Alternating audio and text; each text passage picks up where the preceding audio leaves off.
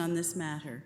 All names, addresses, opinions, and comments may be collected and may form part of the minutes which will be available to the public. Questions regarding this collection should be forwarded to the Director of Planning, Building, and Licensing Services. The purpose of public meetings is to present planning applications in a public forum as required by the Planning Act. Following presentations by the applicant, committee members will be afforded an opportunity to ask questions for clarification or further information. The meeting will then be opened to the public for comments and questions. Interested persons are requested to give their name and address for recording in the minutes. There is also a sign-in sheet for interested members of the public at the back of the room. No decisions are made at public meetings concerning applications unless otherwise noted. The public meeting is held to gather public opinion. Exemption to this rule is outlined in Bylaw Number 2006-75 to delegate various planning approvals to staff and to adopt certain procedures for the processing of planning applications subject to delegated authority. Council has authorized staff to use discretion in determining if an application can be a combined public meeting comprehensive report to expedite the approval process. We do have combined public meetings, comprehensive reports for zoning bylaw amendment to 99 Chatham Street, 1024 Cataraqui Woods Drive, and 256 Elmwood Street. A decision will be made at the regular portion of the Planning Committee meeting tonight. Information gathered at public meetings is then referred back to Planning, Building, and Licensing Services staff for the preparation of a comprehensive report and recommendation to Planning Committee. This means that after the meeting tonight, staff will be considering the comments made by the public in their further review of the applications. When this review is completed, a report will be prepared making a recommendation for action to this committee. The recommendation is typically to approve or to deny. This committee then makes a recommendation on the applications to City Council. City Council has the final say on the applications from the city's perspective. Following council decision, notice will be circulated in accordance with the Planning Act, and anyone with an interest in the matter may file an appeal. Interested persons are advised that if a person or public body does not make oral submissions at a public meeting or make written submissions before the bylaw is passed, the person or public body is not entitled to appeal the decision of council to the Ontario Municipal Board unless, in the opinion of the board, there are reasonable grounds to do so. And with that, I will start with our first public meeting. One of a number this evening, and this has to do with application for official plan and zoning bylaw amendment, 575-611 Princess Street, 505-513 Albert Street, 510 Frontenac Street, and applicant Podium Developments. And if the applicants would like to come to the microphones, please.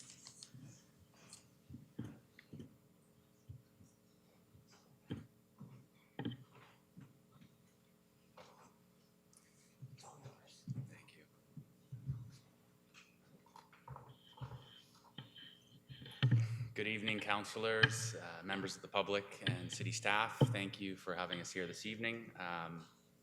We've been working on this project for a very long time, and we're very excited to share it with the public this evening once again.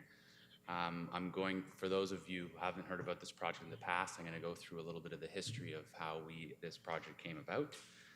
Specifically, its location is a strategic location right in the center of Williamsville, in between two of the major parks.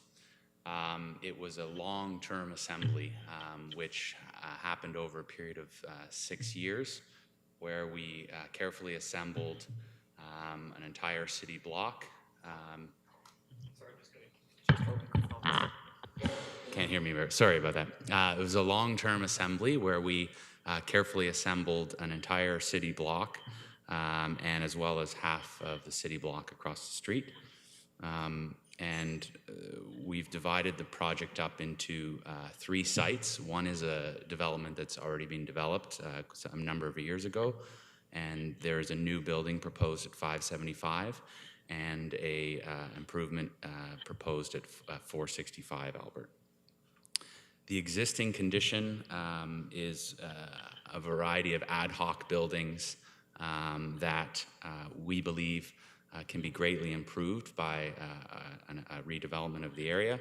You can see the 575 property and the 465.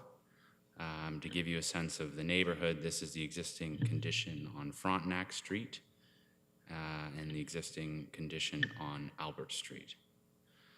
To date, we've been very active on this application. We've had multiple meetings with city staff receiving feedback.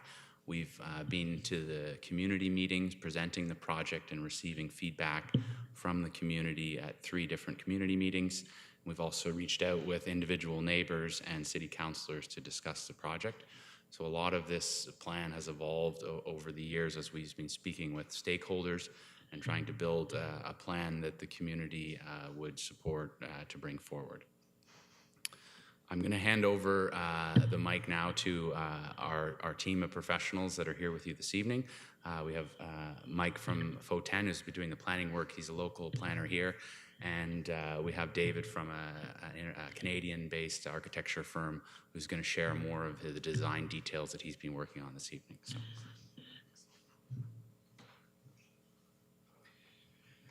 All right, well, thank you, Bernard. And, trying to keep with our short script here, I will be as precise as I can be.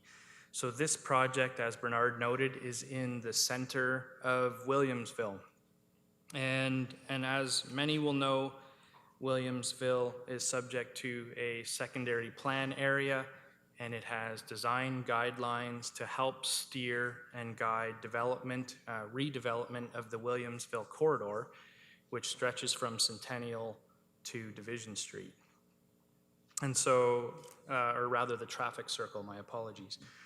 So when you look at some of the policies that are important in Williamsville, you'll see how they're setting the tone in terms of the type of development that is expected to occur along the corridor. And the policies are quite precise. They speak to items such as having minimum street wall height of 3 stories. They speak to the need for commercial space on the ground floor. They're precise enough to speak to ensuring those first floor ground heights are 4.5 meters, so that where there's buildings that might start as residential, they are able to be converted to commercial as the intensity of this corridor increases. And so these are some of the kind of key features of Williamsville with respect to how development is going to occur in this corridor. So then when we look more broadly at Williamsville, and you can see our site is highlighted with the red outline, you can see how this is a central location as far as Williamsville goes. And there's 3 primary areas within Williamsville, and this project site falls within the second area, which is the community destination. And the purpose of the community destination is that it's supposed to be a primary destination area for local residents. And so when you look at some of the key components, which Bernard actually loosely touched on, you can see how we have these streets that we want to see enhanced as green streets traveling north and south, and how our site has a green street on both sides. And you're seeing all the transit, and the bigger circles are 400-meter rings from the center of those circles, which kind of show you a 5-minute walking distance. So what you can see from this image is just how close this site is to many things, like lower density residential neighborhoods, downtown. So you can see how it has the opportunity to become a focal point, offering things like commercial amenities.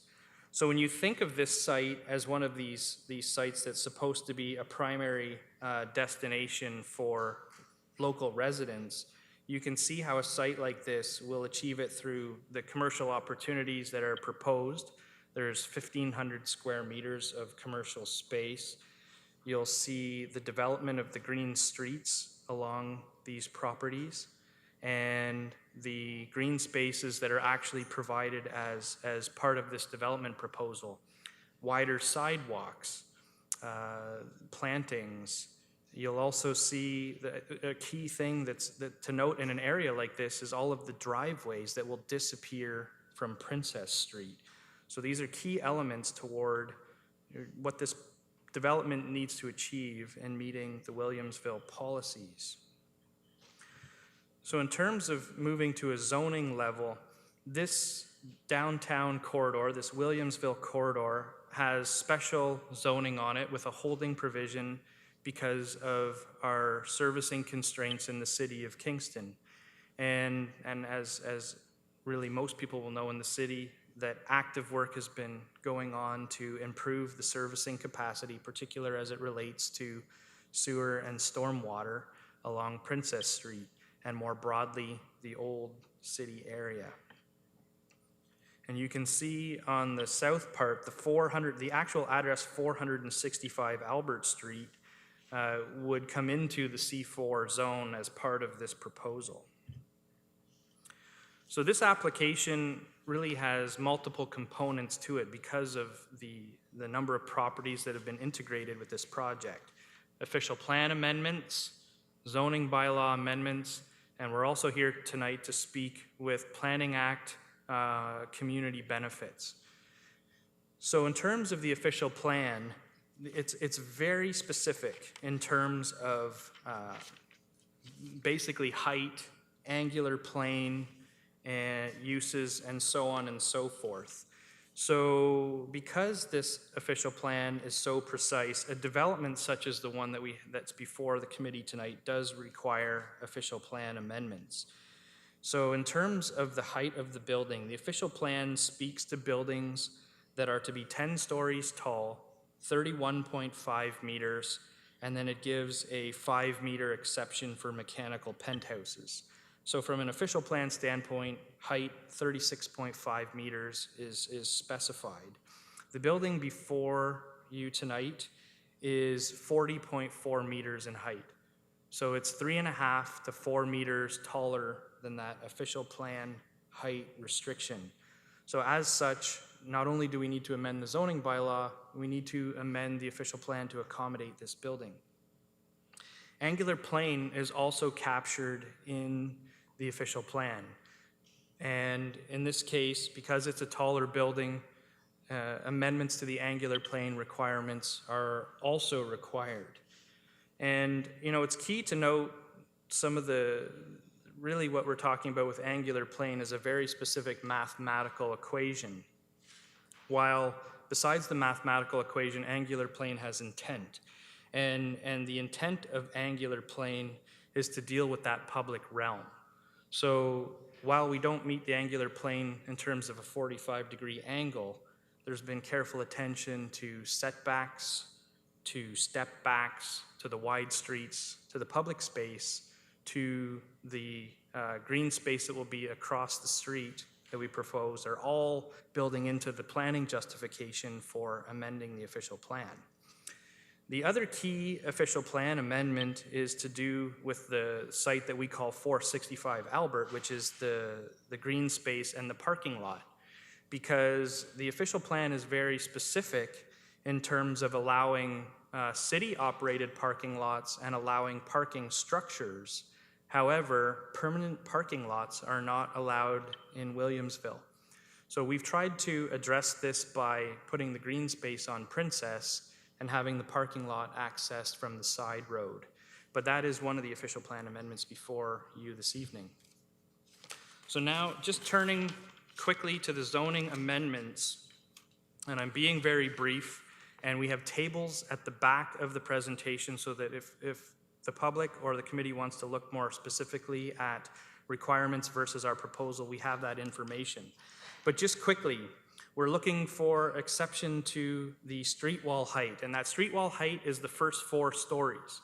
So the zoning bylaw requires a maximum of 13.5 meters to that 4-story platform or podium, and we're seeking 1 extra meter. And the purpose of that is to allow for that necessary mechanical space between the floors so that we can ensure that first floor is a high-quality space for small or large commercial users. And similarly to what we discussed in the official plan on height, we need a specific amendment to deal with the height of this building. And what we're proposing is the use of a height map. And what a height map does is it guarantees the proposed built form through the zoning. So it allows staff, the committee, and council to control height through a map of the air, basically, in terms of where height will be accommodated. That height map also deals with angular plane to ensure that the step backs that we say we are going to do will also be maintained and built. Parking, it has a series of amendments. First of all, we're proposing parking based on 1 parking space per 4 bedrooms. And the reason for that is because of the unit count that we're proposing in this building. Very high number of small units in this building. And so as such, we've got a parking expert who has looked at parking in a different way, similar to other municipalities. And that will be peer reviewed by city staff. They've hired somebody to review that. In addition, on the parking, we're also proposing the reductions to the size, similar to other amendments that this committee has seen over the years. Similar to the car parking, we're also proposing a reduction to the bicycle parking. And it's just simply because there are 456 units in this building. And in addition to bringing in another 30 units with 505 and 513. So we're proposing that reduction. And amenity space. With the number of units that I just noted, the 456 units, there would be 2.5 acres of amenity space required for a development of this nature when the site itself is less than half an acre in size. So what we've carefully sought is high quality amenity spaces to ensure that while the number is about 60% of the requirement, the quality of what's there is quite high. Looking briefly at 505, 513, the amendments that are required are because this property essentially became legal non-conforming when the C4 zoning was introduced. So the property at 505, 513 already went through zoning amendments when it was built, then it got brought into C4, and now we're correcting some of the existing situation through this zoning amendment. And just to highlight, like you see play space at the bottom, and under the C4, play space is no longer required. But under the zone that this was approved under, that was one of the requirements of this development. And this development actually meets the amenity requirement. Parking is proposed to be off-site. So using just the bedroom count quickly for you, this space by a 1 unit per space would require 30 parking spaces. And basically because they're larger units, the bedroom count actually works out the same. So our proposal is 28 parking spaces for these buildings as opposed to 30. And then finally on the zoning side of things, 465 Albert will need a zoning amendment specifically to allow a permanent private parking lot on this location. But you'll note that we're not proposing to amend the stall size. We're maintaining the original bylaw stall size because ultimately that provides flexibility and some of the other things that Bernard will speak to when we discuss the community benefits. So I'm going to turn it over to David Rubash, who is going to speak to you about the design of the project.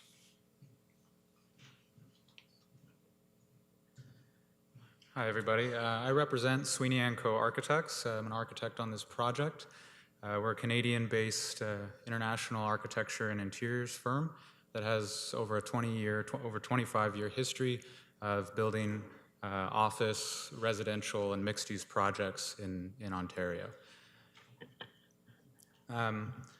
We engaged with Podium and Foten a couple years ago to look at this site, and we worked very closely with them to build upon the intent and the long history that they've had in the community and tried to deliver that intent in this architectural response.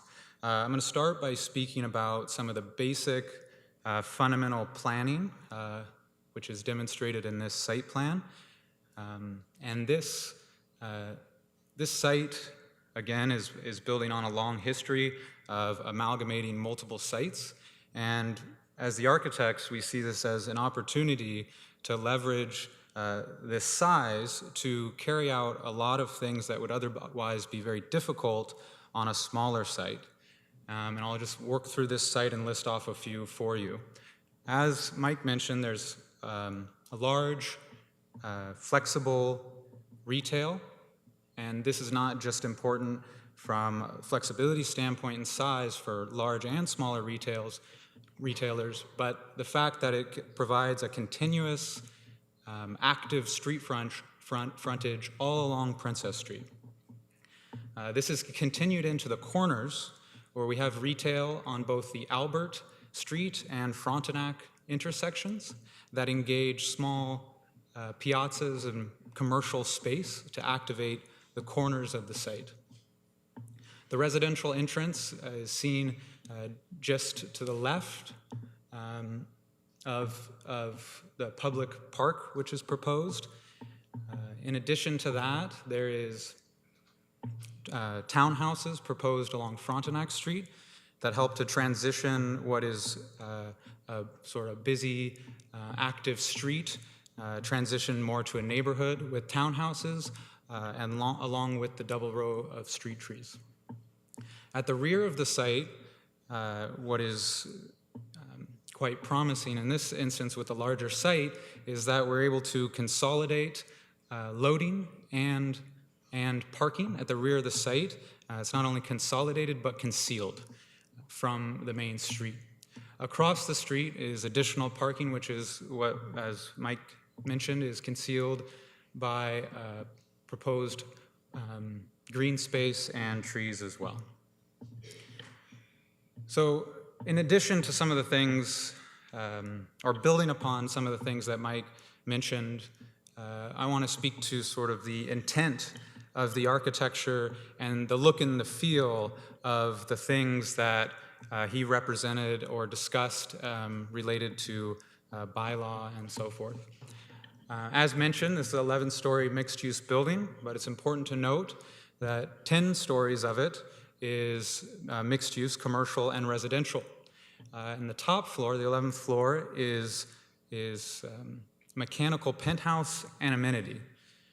Again, about 1,500 square meters of ground floor commercial space, 456 residential units as part of the 575 Princess, with an additional 30 units on Albert.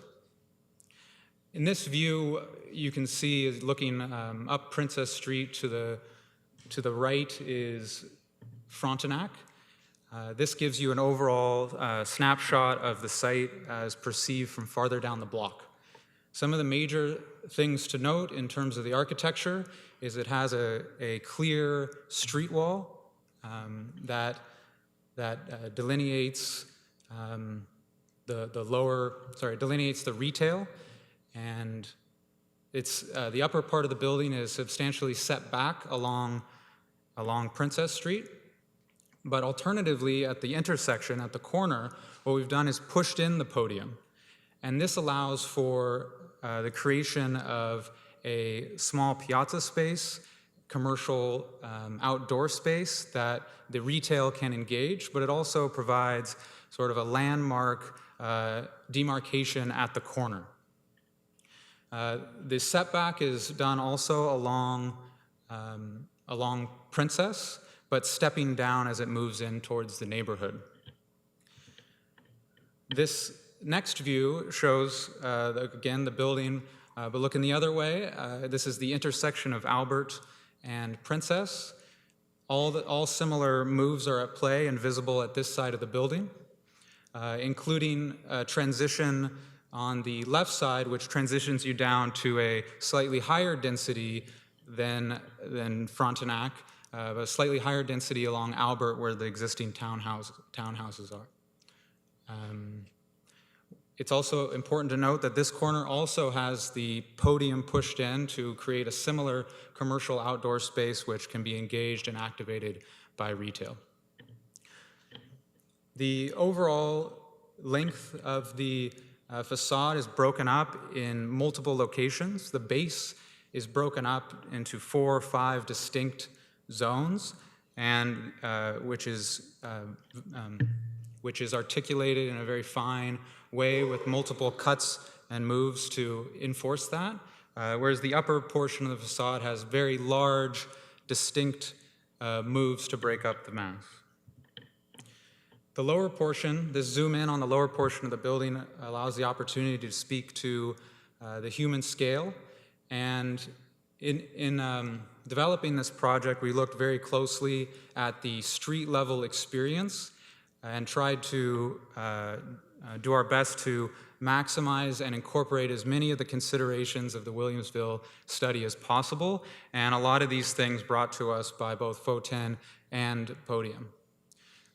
You see the base is clad in a burgundy brick with a finer degree of our articulation. The lower retail area, as mentioned, has a higher floor-to-floor to allow for expansive glass so that retail is very accessible and visible and activates the street. Very close to the corner of the building, you'll see a small jewel box as the trees open up there. That demarcates the residential entrance, so it does have a presence on the street and shares and equally activates the street like the retail does with the front entryway and seating and so forth. This is articulated again in the upper mass of the building where it's got a large cut showing a multi-height amenity space. Also present in this view, you can see you can see down Frontenac Street, where you're seeing a single row of a double row tree, and you see smaller, less open, more private townhouse functions that transition into the neighborhood. This gives you a similar style vantage point of the opposite corner as before. A lot of the similar ideas at play. You can see more because of the angle. You see more of the retail base.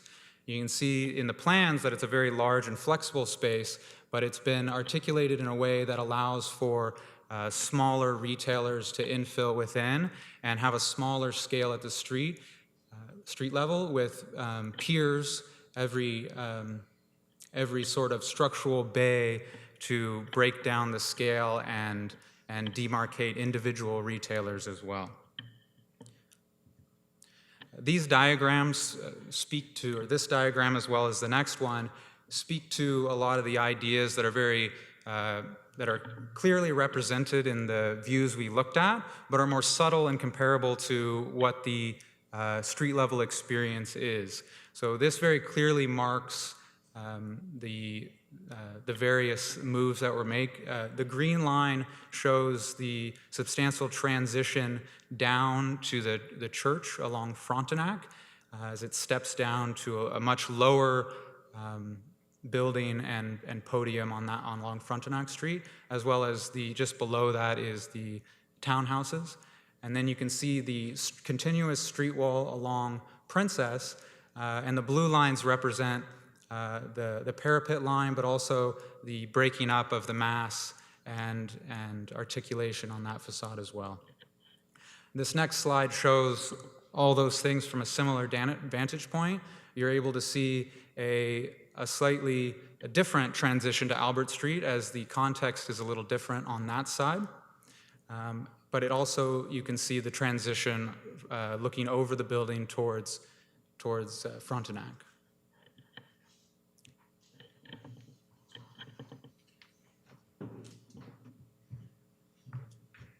Thank you, David. I just wanted to finish up and reiterate how hard we've worked to bring a plan forward that the community can support. We've worked very closely with the community, and I'm sure many of you, when you heard Mike speaking, you said, well, why all these variances from the official plan and the zoning if we just went through this process? And we took the approach on this project of doing what's harder as a developer to give the community ultimately what they want. Example would be building so many small units. No one in this town has built a considerable amount of bachelor units or smaller units in decades. And we heard from the community that we needed smaller units, affordable units. and we said, let's do a building with lots of them. Well, what that does is trigger massive variances in parking and density and things like that, which ultimately make it a little more difficult for us to get the approval, but we're confident that with the community support behind us, it will prevail in the end. Another example is that, the street front height. We made the investment to put the high quality, high ceiling retail in the center of Williamsville, despite the fact that we need to go and ask for an extra meter of height on the street wall. Because in our opinion, there was a minor clerical error in the official plan document that didn't allow for the proper commercial height that Williamsville deserves with 3 stories above. So instead of doing the easy way out and saying, let's build inferior retail in this location, we said, let's give the community what they deserve and ask the councillors for the support. So and throughout this development, we took that approach of, we think people will see a good, well-planned development and they'll support us and they won't get caught up in the numbers. So I want to point out some of the things we've done in this project that we think will really support Williamsville. Again, the effort in itself to bring together this much property to do something spectacular as a landmark building in the center of Williamsville, creating that ground floor space, making sure we had the corner properties and intending to give that land as parkland in Williamsville, not simply giving cash in lieu, making sure that the residents get the park that they deserve, setting our building back, giving back land to the community by bringing our building back away from the streets, allows for a double row of trees, allows for wider sidewalks on Princess Street, eliminating a lot of the curb cuts and just the general disarray of this neighborhood, I think, will be a huge improvement. Consolidating all of the loading and parking and traffic movements in behind the building, hidden from the community, so the garbage is out of sight and then investing in really excellent architecture, good design, good materials that the community can be proud of. And again, potentially increasing the green space by utilizing the property across the street and providing for readily available parking. We lost a lot of parking when the bike lanes went in, and we think there is the need for some parking right there at the surface across the street. Furthermore, we're in continual constant, with the city, with the community. This development has the potential to provide even more to the community, and we're looking at all sorts of things that we're happy to do, depending on what we hear from the community today and the feedback we get, how we can incorporate, ideas into this project which will benefit people. Ideas include commercial parking, public art, improvements to Frontenac Street. We received excellent comments from one of our neighbors who was looking for measures to calm the traffic along Frontenac Street. We would fully support that if we could get the city behind it as well. Turning restrictions, potentially working with the city over the long term to generate a municipal parking lot with that property that is across the street. We're happy to have those discussions, and perhaps even having another publicly owned parkette across the street as well, where we can dedicate both 2 corners, one across the street and one on this side, that will become parks on a long-term basis. So lots of potential for further improvements. And thank you for all your input to date, and we look forward to bringing this project forward. Thank you very much. Thank you very much. Could I hear from staff, please? Through you, Madam Chair, I can confirm that notice of this public meeting tonight was given in conformity to the Planning Act. To date, we've received 4 pieces of correspondence, and they're attached as part of the agenda and as part of the addendum tonight. Thank you very much. And questions from the committee? Councillor McLaren. Thank you. So there's a lot of points that I actually have a few questions on.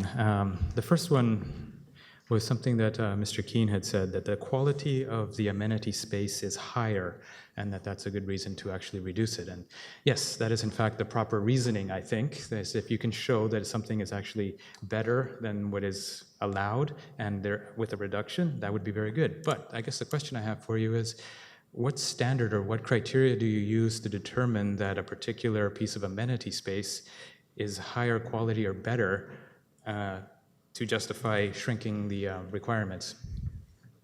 Well, certainly through you, Madam Chair, higher or better, it's in terms of the types of things that are provided. And so what I would say is, if you think of the simple mathematical terms, if I had an acre of grass, that would meet the requirement. So a greenfield example, that's often how we accommodate amenity space in a broad sense by providing large grassed parks. In infill situations, that's very difficult to do, as I'm sure you can appreciate. So in an infill building, what we're looking for is a broad range of smaller spaces and uses to make high quality spaces that accommodate lots of people. So in terms of what this building provides, there are lounge areas, barbecue areas, gyms, squash courts, dining areas, and there is still the outdoor space that's being provided as well. So it's the combination of all those parts together that are what provide high quality space for a development like this, as opposed to the phrasing of that it's so much better than something else. Hopefully that assists. That definitely assists. So if I got you correctly, lots of more people using it is a good criterion for saying that it is more high quality. The other thing that we should add is that there is an element of the similar thing going on with the parking issue, where the per unit criteria is requiring us to have so much. But because our units are so small and we're building these very small units, we feel like it's slightly unfair to the amount that we're required to provide. If we were doing all 4 and 5 bedrooms, for example, we'd have way too much amenity space for the building. So it's a balance on what you're proposing, and because we're doing so many units, I think that also generates some of the variance requirement, but as well as the quality. I mean, we're doing things like a squash court and things that are very usable and interactive as well. So I think diversity is a key thing. Oh.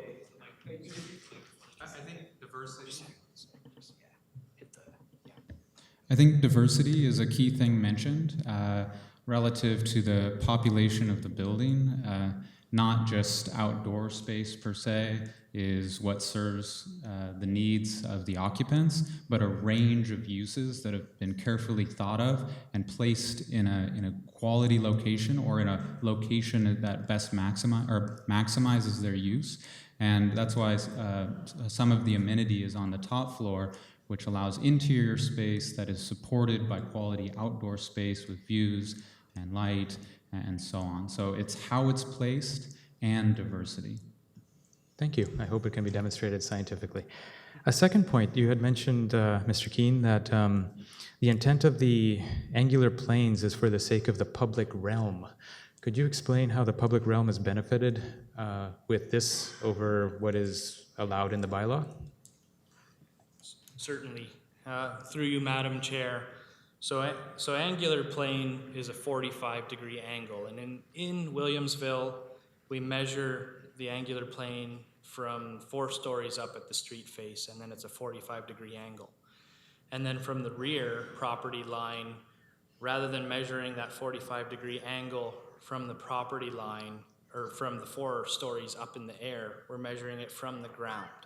So this effectively creates a building envelope in a triangle, and its intent is to address shadowing on the street, to ensure that we have a very positive public realm. But you can see how if I only used angular plane to judge whether a building was good for the public realm, then there would be a lot of things that are missing that have been thought about by the architects here, such as the extra meter of height on the ground floor for the high quality commercial space. So angular plane in principle is being met because its key goal is to make sure we have a very positive public realm. Its main focus is shadowing, and we've done the urban design studies to look at stepping and setbacks so that we can ensure that shadowing impact is appropriate. So if I heard you correctly, you're saying there's going to be less shadowing as a result of this design than if you were to follow the prescribed bylaw? No, absolutely not. No, I think the point is, you asked a question of why it's better, and I don't think that it makes it better, but I don't think it makes it any worse. I think what we've shown is that the public realm is equally as good with this building as it would be one that met that angular plane, and that's what is the critical of importance is there a negative impact on the public realm as a result of this proposal? And the answer to that is no. And sorry, may I ask exactly what do you define as the public realm? Like the sidewalks, and that's why one of the things we've done is we've proposed the building on the north side of the street, right, which doesn't impact the shadow impact on the public realm, which is the Princess Street.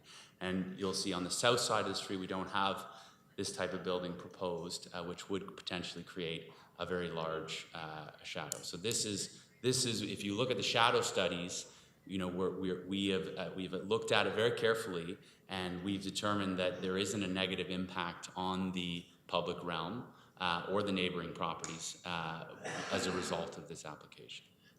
But you did say there's more shadowing now than if it would follow the bylaw? Sorry, excuse me? Did I hear you say that there is actually more shadowing than if you had followed the bylaw? More shadowing on our neighboring in the public realm? No. But Okay. there is more shadowing on our own property, correct? Yes. Okay. And another point that was given was the human scale and the street level experience and how you were trying to bring that out. In those pictures there, part of the street level experience is connecting with people, say, in balconies. And I'm wondering if any of that has been taken into consideration. So you're talking about the street level experience as part of human scale, but there's a lot more to human scale than merely the street level. It's the connection with people, say, in balconies or upper level things that you can see down and actually have a conversation with. That's part of human scale. And I'm wondering if that's the only consideration when you have human scale, that it's the street experience.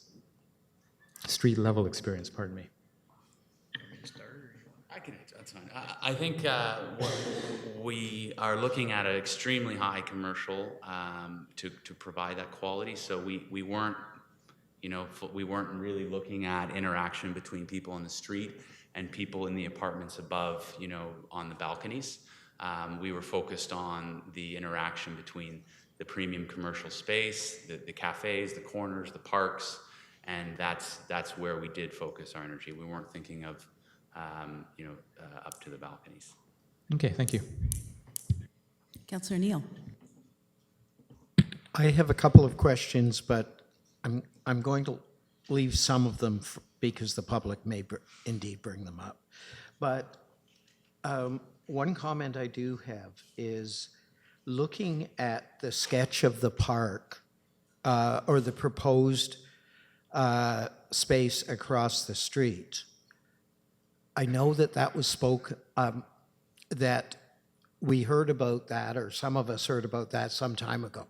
And the community at the community association meeting really applauded that. I had no idea that it was going to be roughly somewhere between 70 and 80% hard surface private parking.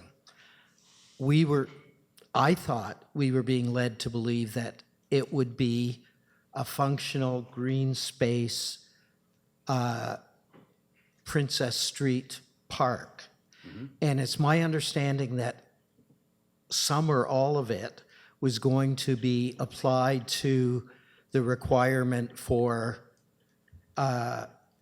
parkland so that you would not have to pay as much for payment in lieu of parkland. Could you or staff comment on those aspects I of can it? absolutely comment. My first comment is that the picture shown today is the same picture that I showed at the public meeting. The plan as proposed has not changed. I cannot control what this council and what this city staff ultimately decides and allows us to do. What was proposed, we are certainly, as I mentioned, we're open to that. We're open to part of it, all of it, some of it, being dedicated as parkland. As we go through this process with the city, we're very happy to do that. As was proposed at the community meeting, there is also an element of parking provided, and again, we're in discussions with the city on that as well. So. And it's my understanding that this would be totally dedicated private parking to serve the needs that your building is creating. Is that accurate? That is not entirely accurate. There are surplus spots in that lot that could be used for pay-per-use parking. I'll ask staff that question later because it was my understanding that all of the spaces here will be allocated. I know that sometimes when you have surplus spaces, as you do on Albert Street, you sometimes rent them out. But that's not because they aren't required through the planning process, through the zoning process. No, 100% the required parking, there are surplus spots to the requirement that we're proposing in this zoning. So there would be an extra, I think 9 spots that has nothing to do with this application. And do you include any visitors parking? Do you include, or is it all dedicated to units?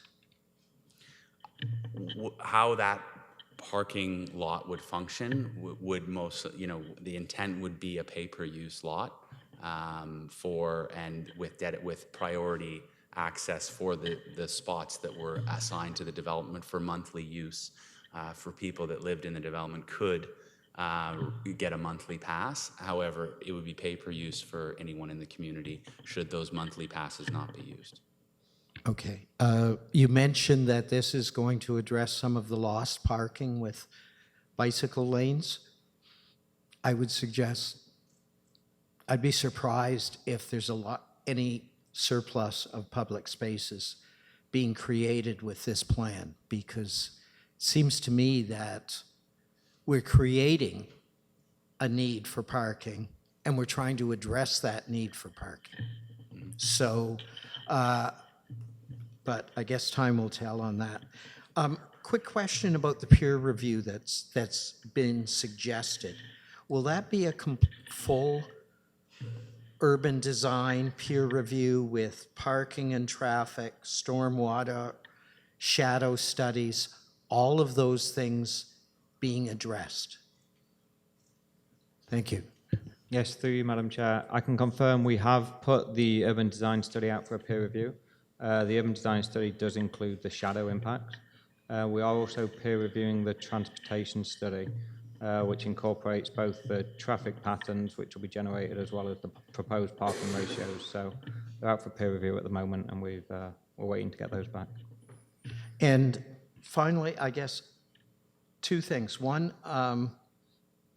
I mentioned to you very early in the process that I really support the idea as the district councillor of having a one-way through lane, rear lane to service this. And what's being proposed, as I understand it, is a turnaround lane with all of the traffic off of Frontenac Street, which is not a signalized street. Both the entrance and the exit would be on Frontenac Street. Is that accurate with the Yes. current plan? Yes. And I guess part of that design plan, your company owns the properties, the stacked townhouses on Albert Street. Yes. So So those stacked townhouses, clearly, and I wouldn't suggest that that's good planning, and I support those. But the reason why, correct me if I'm wrong, the laneway can't be, as the Williamsville study suggests, a through laneway is because that would shrink the amount of the footprint that you could develop on Albert Street. No, unfortunately, the reason why it can't be done is because those townhouses were built prior to the Williamsville study, and you would be too close to the intersection. There isn't enough room to bring a proper laneway in between Princess. Engineering, transportation would not allow an intersection to come out and spit out that close to the intersection of Albert and Princess. So we appreciate, that it's just an existing condition that we had to design around. Luckily, in this instance, we are developing the whole block. Often the rear lanes, the reason they're in there is to, allow for future developments that may happen later to get access for loading and such things. But we are, comprehensively developing the whole lot. So that laneway, although good to have, is less important in this particular instance. Furthermore, because of the location of those towns, traffic and engineering would not allow us to get it in there at that tight. And finally, the mention of shadowing. You talk about there not being shadowing issues because this is on the north side. There won't be shadowing issues on what you're calling the public realm, which is Princess Street, and across the street, which will be a parkette and a parking and a larger parking lot. But there will be shadowing issues all the way down Albert and Frontenac Street. And I believe that whatever shadowing studies we do should answer those questions. How long would at winter equinox, how deep would those shadows go in the residential realm? So, and finally, I know I just said finally, but this is absolutely the finally. If we can look into any overlook issues that may take place, I know that Albert Street are your properties, but with that building wall being that close, are there going to be overlook issues on those properties immediately abutting the property? So, thank you. Any other questions from the committee? Councillor Osanek. Thank you, Madam Chair. I'm just following up on a parking question from Councillor Neal. So the visitor parking will be provided in the off-site parking lot? No. Visitor would be provided. Just to be clear, it's not shown on the site plan, but we are making the investment to, dig out the bedrock and do a complete level of underground parking underneath the entire complex. That's in addition to the parking in the rear. And then there are some off-site parking, most of which are actually a relocation of the existing parking that serves the townhomes now that are currently, fronting on Princess Street without, the improvement of the park space and things like that. So, the majority of the parking is underground or hidden behind the development, including commercial parking and guest parking, which we believe will be adequate and our studies indicate will be perfectly fine for the project. So. Okay, great. Thanks for that clarification. When you were talking about the amenity space and it being high quality and that views and lights and lighting is important, is it true that there's over 100 bedrooms that won't have a window? So there are 100 bedrooms that will be internal bedrooms, and according to the Ontario Building Code, we are required to call them bedrooms because they have enough natural light and fresh air circulation to be a spot where someone could live. Someone could also use it as a den or an office or do whatever they want with their private residence. However, according to the code, we must call those bedrooms, and we think it's good planning to design spaces, even if they're internal, to have natural light and fresh air that could be used as bedrooms if needed to. So that natural light, that will come in from the windows throughout the rest of the unit? Is that where that That's natural correct. light will That's come correct. from? Yes. Okay.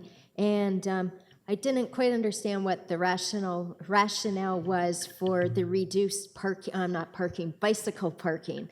So if we're having a reduction in parking spots because some of these might be students and, you know, it's so close to Queens and whatnot, right? Then, or because you're right on the bus route, but still, living on Princess Street, you know, very handy to have a bike and ride back and forth. So what's the rationale for the reduced number of bicycle parking? So it really comes down, and this was a recommendation actually from city staff when we spoke to them about it as well, because it comes down to the same principle. You're talking about 458 units, and bike parking is done on a per unit basis.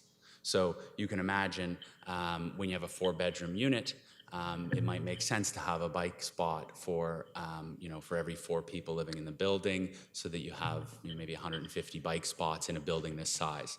When you go down to so many small, affordable or bachelor-style units, the requirement just gets ridiculous. And we came to the city with a plan with 500 parking spots, and it becomes laughable. It won't be used. It's a waste of space when other uses could be used. And again, we did what was harder. We came forward for a reduction because it's the practical thing that will benefit the project, and thought that people would understand the practicality of that variance.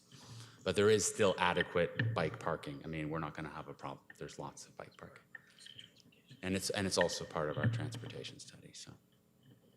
Thanks. And my final question is, will any of the units be deemed affordable units?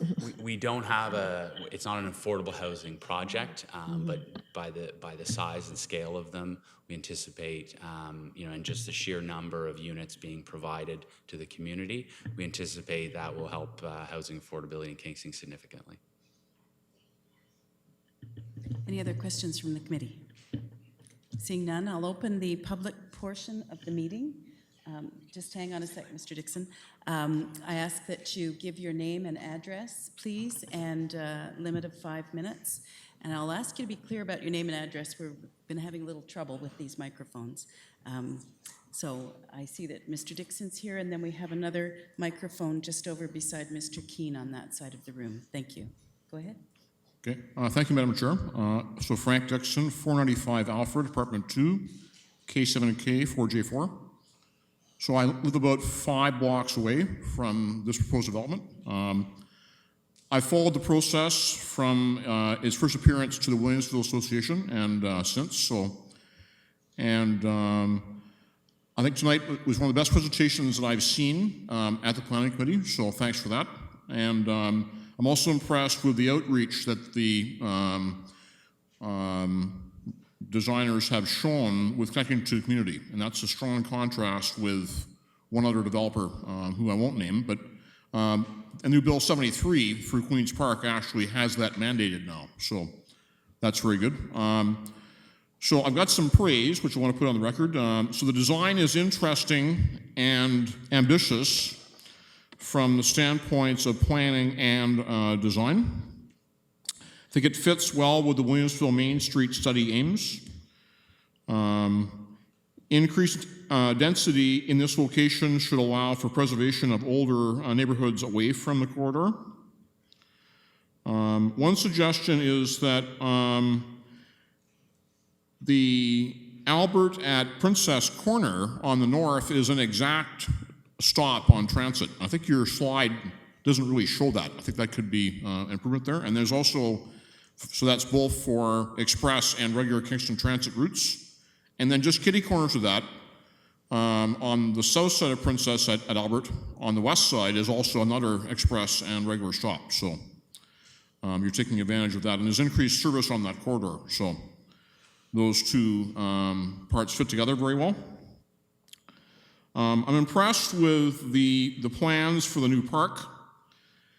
And my concerns are connected with the height, since this is going to be a precedent center in this neighborhood. So my suggestion would be if you could find a way to make it 1 or 2 stories shorter, that would likely help your chances of gaining approval from the community. The shadowing studies have been mentioned through the input from our committee. And one thing I'd like to see is when those are performed, that they're done for all 4 seasons. We had an issue with a previous development a few weeks ago where the winter shadowing study wasn't done until right before it came for approval. And my major idea is that with the park and the parking on the south side as part of your development, is there a way that you can arrange an actual parking structure there as opposed to just one level so you can make the park larger? Since you're saying that there's going to be demand for it, I might be able to work with the city since they've also been discussing a new parking structure in Williamsville. Thank you very much.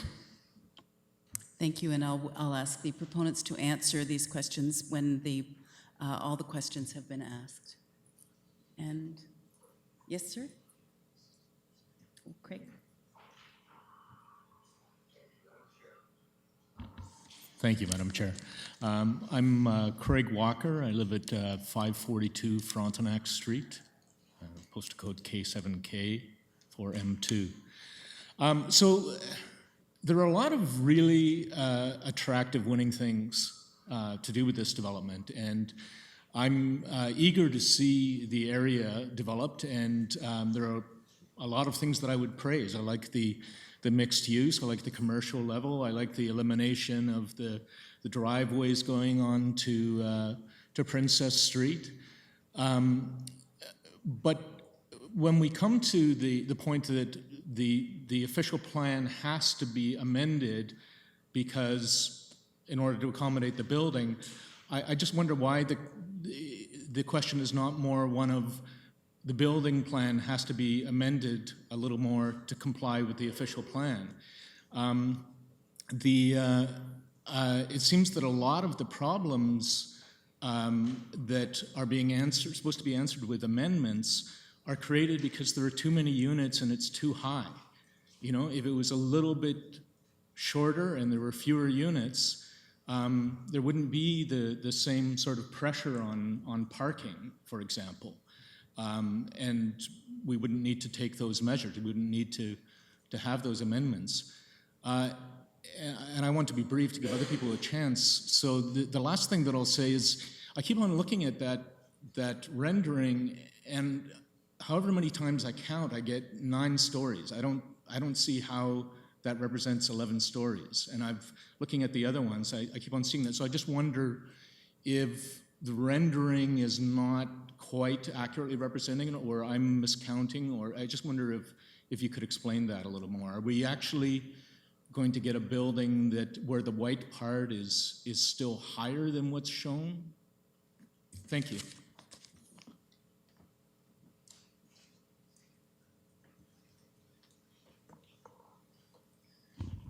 Thank you, Madam Chair. Laurie Kaufman, and it's 5 Oakwood Crescent, K7L 4V1.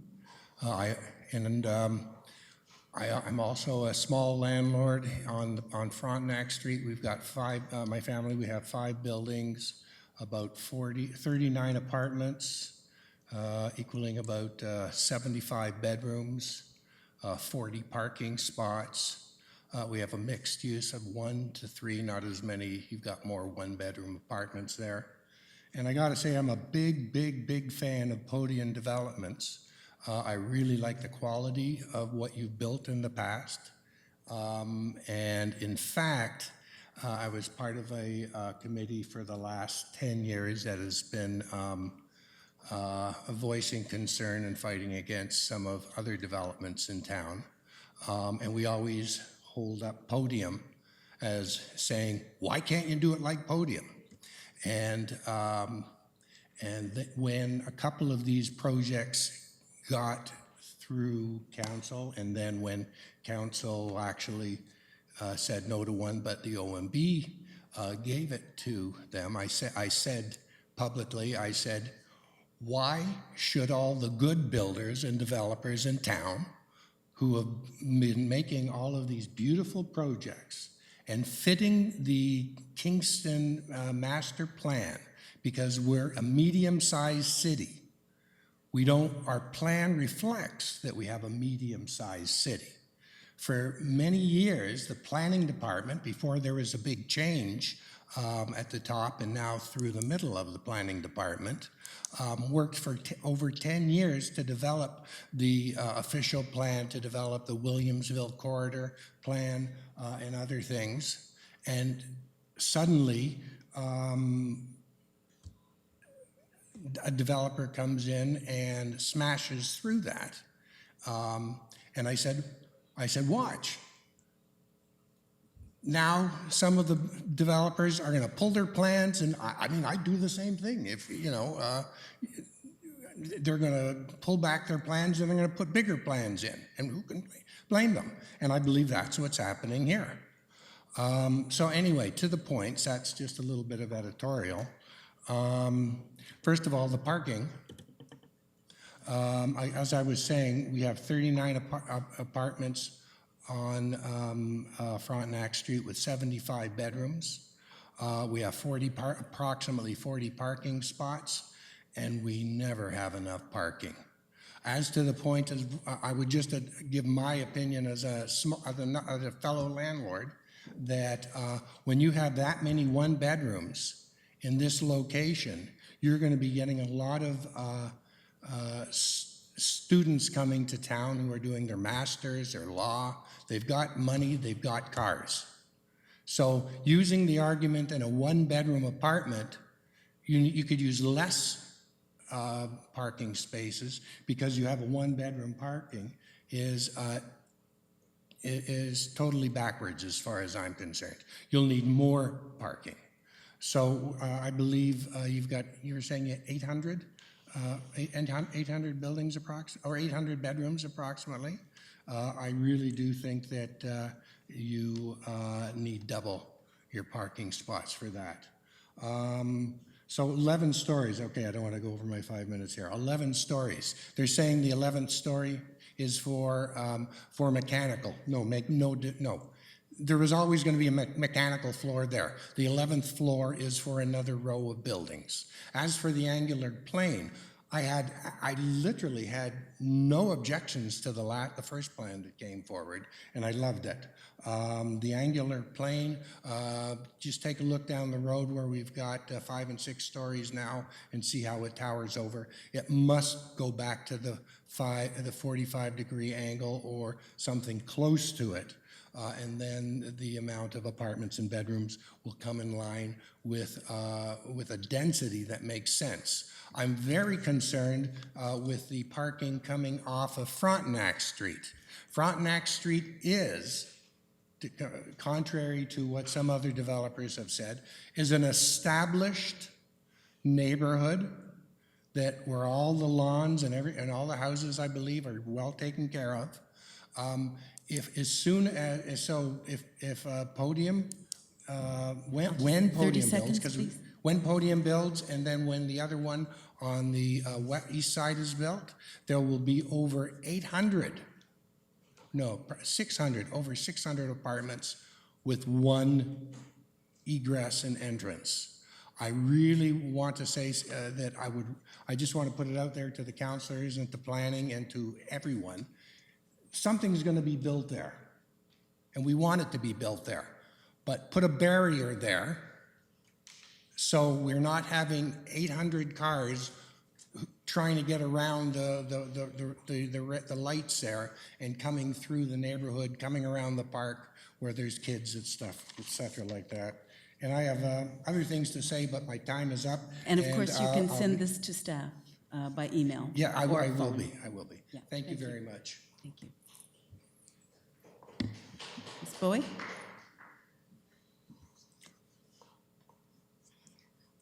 Joan Bowie, 414 Albert Street. I have followed this project all along, and I would be delighted to see something built there, but I have to say that there were some surprises when this final proposal came forward. I could go on at great length, but I won't because I'm going to focus on Albert Street.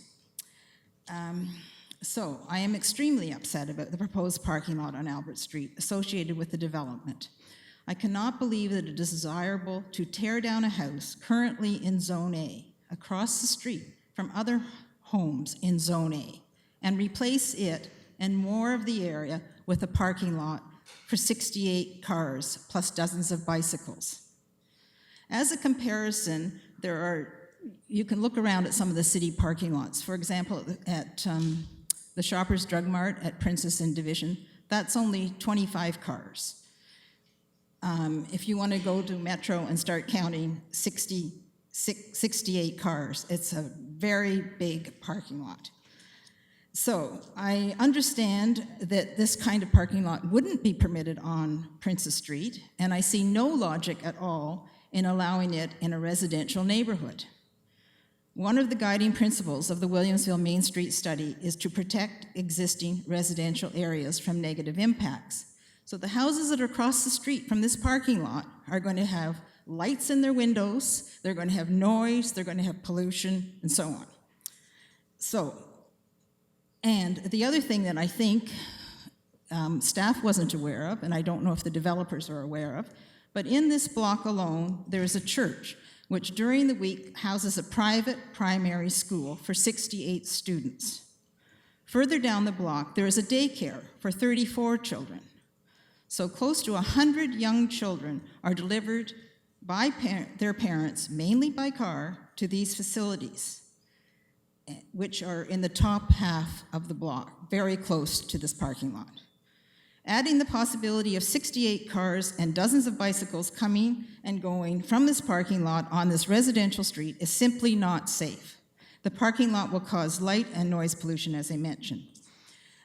Perhaps we need what Lori Kaufman has suggested, perhaps we need a barrier across Albert Street as well.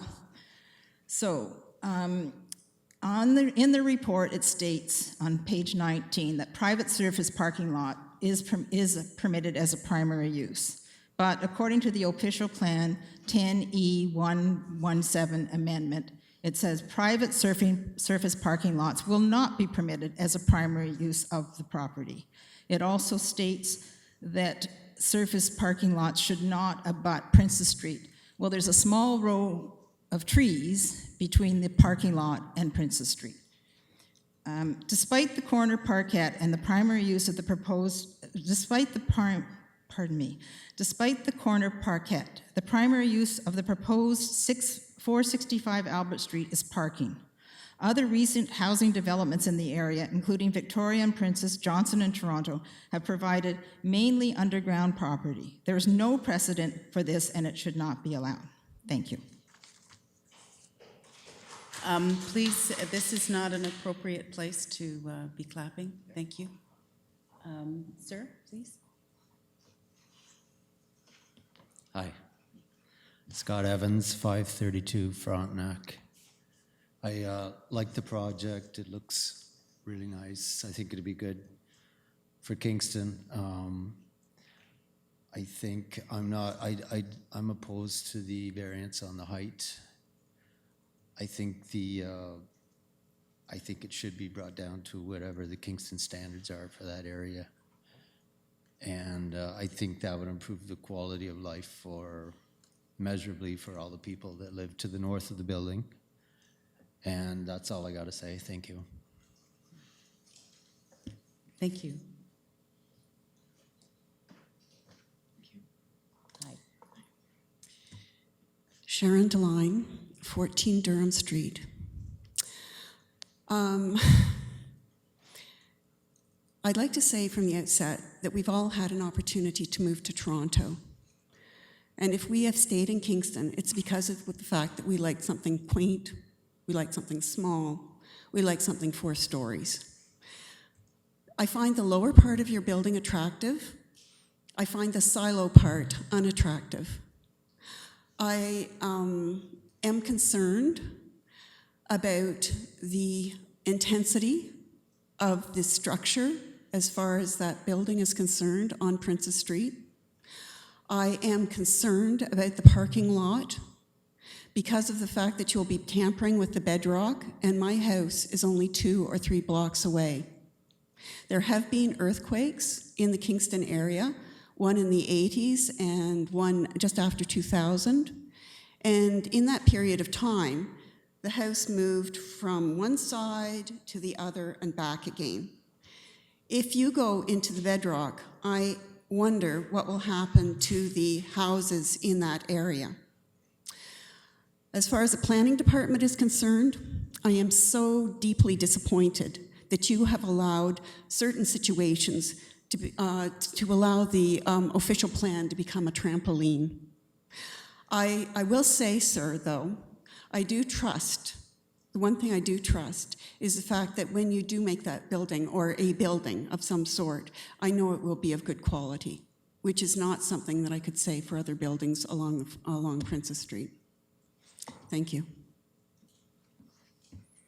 Thank you. Other comments, questions?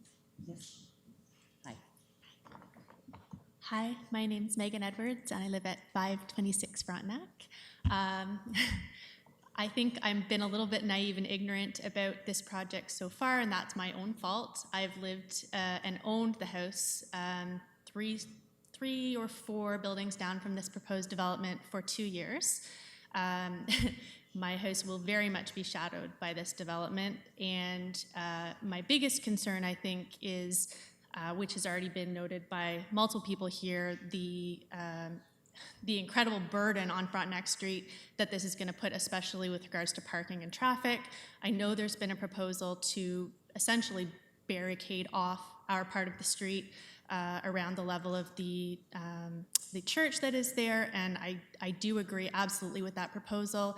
I think that, as has been mentioned before, it's absolutely unrealistic to think that even the parking that's being proposed can support the number of units that are being proposed, and I don't think the parking that's being proposed can be supported by this area.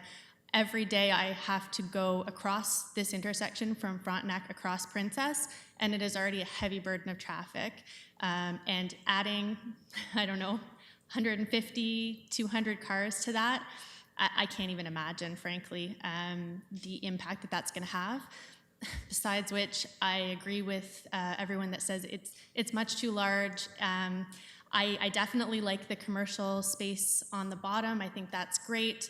As was said before me, I think pretty much up to the level of the brickwork type, it looks great, and beyond that, it's going to be an issue, and I think the shadowing is going to be a huge issue for my yard, frankly. I back onto 503 Albert right now, so I'm essentially going to be completely encompassed by this project, and I just want my voice to be out there that it's going to have a huge impact on my quality of life and the quality of life of my neighbors.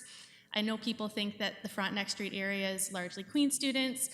It's a very mixed residential population. It is a very good community, as you've heard tonight. There are families, there are people of absolutely every part of this community, and we are all going to be so hugely impacted by this project, and I'd like it to be in a positive way, not in a way of having to struggle with 500 cars trying to park on our street, which frankly is already full on Sunday mornings when people come to the church or the farmers market anyway. Yeah, that's it. Thank you. Thank you.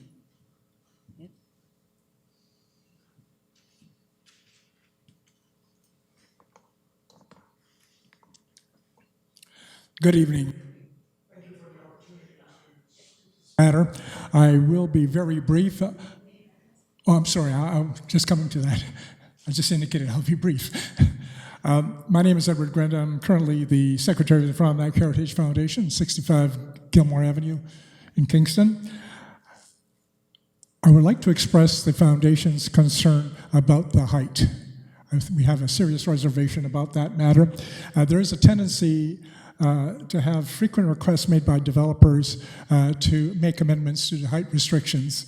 And it appears that on occasion, and it creates the impression that the official plan is somehow redundant as a result of that constant request to have an amendment. I might just point out that the foundation will be presenting something in writing very soon, but I just wanted to mention the Heritage Foundation's concern in this connection. Thank you very much. Thank you. That was short. Thank you. Is there anyone else who wishes to speak? Yes.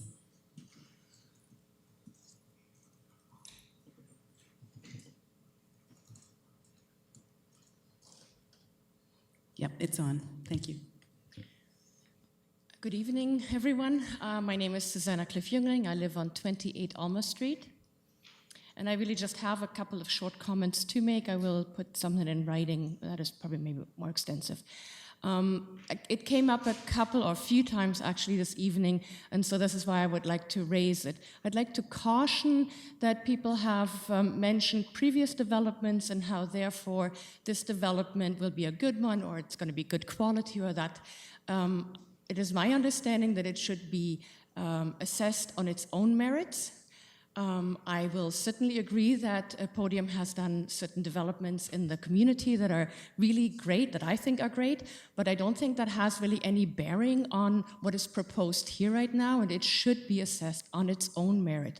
And therefore, I do agree with what has been said before, that it is too massive, it's too high, it creates too many units, and I would then maybe also mention the quality of the building has been mentioned by the developer a number of times.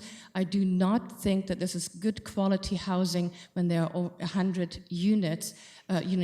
bedrooms that have no windows. I do not think that that is good quality building. And I'm assuming that most of this could be avoided, these problems, and if it was really just smaller, not as high, and not as many units, the parking wouldn't be as much of an issue. So those would be my comments right now in that regards. Thank you. Thank you. Would anyone else like to speak on the subject?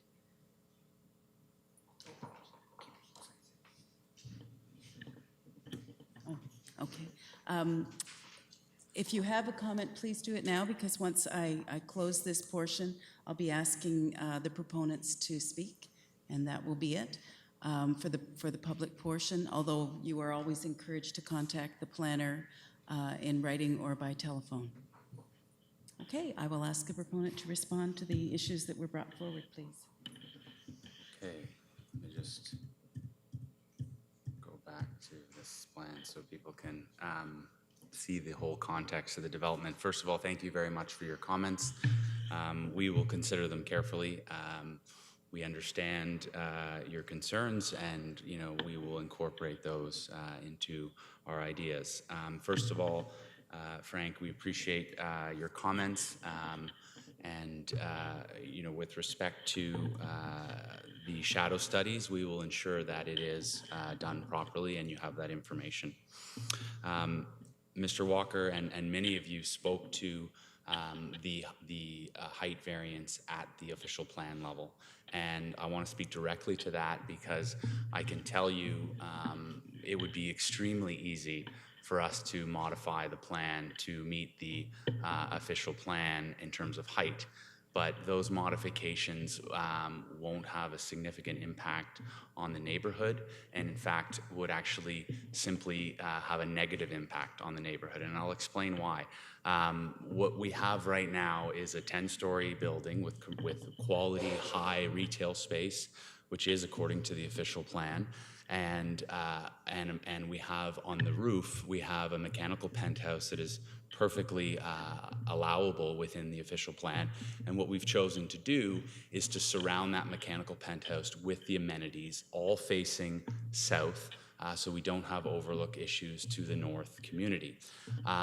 To alter the plan, very simple. We take the amenities that are on the 11th floor, we put those on the ground floor, and now we no longer have an 11-story building. We simply take the ground floor level height, we lower it, we eliminate another variance, and now you have a building that meets the height variance according to the official plan and meets the street wall variance according to the zoning, that has no commercial on the street and does not provide what the community really wants. Everything that you guys say that you love about the building can be diminished by doing that. So yes, we could eliminate a floor completely, and then you run into a project not utilizing this amazing opportunity to provide density exactly where it should be, in the center of your town or your community, Williamsville, on a main street, which is exactly what the Williamsville study calls for. Unique opportunities where you've consolidated an entire city block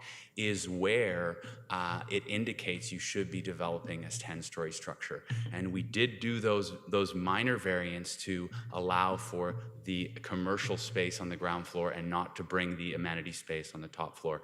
We do not have any units on the top floor, so that's just an example of where we're doing what I believe we're doing provides a benefit to the community, and we could make that modification, but where does that lead us in terms of a quality building for the community? What we're doing is trying to build what is right, and irrespective of the variances, because in every city all around the world, especially with diagonal streets, the guidelines that are set out are always modified slightly in a slight way. And I agree, if I came to you with a 15 or 20-story proposal, that is an obvious violation of what the intent of the plan is, and that's not what we're bringing forward.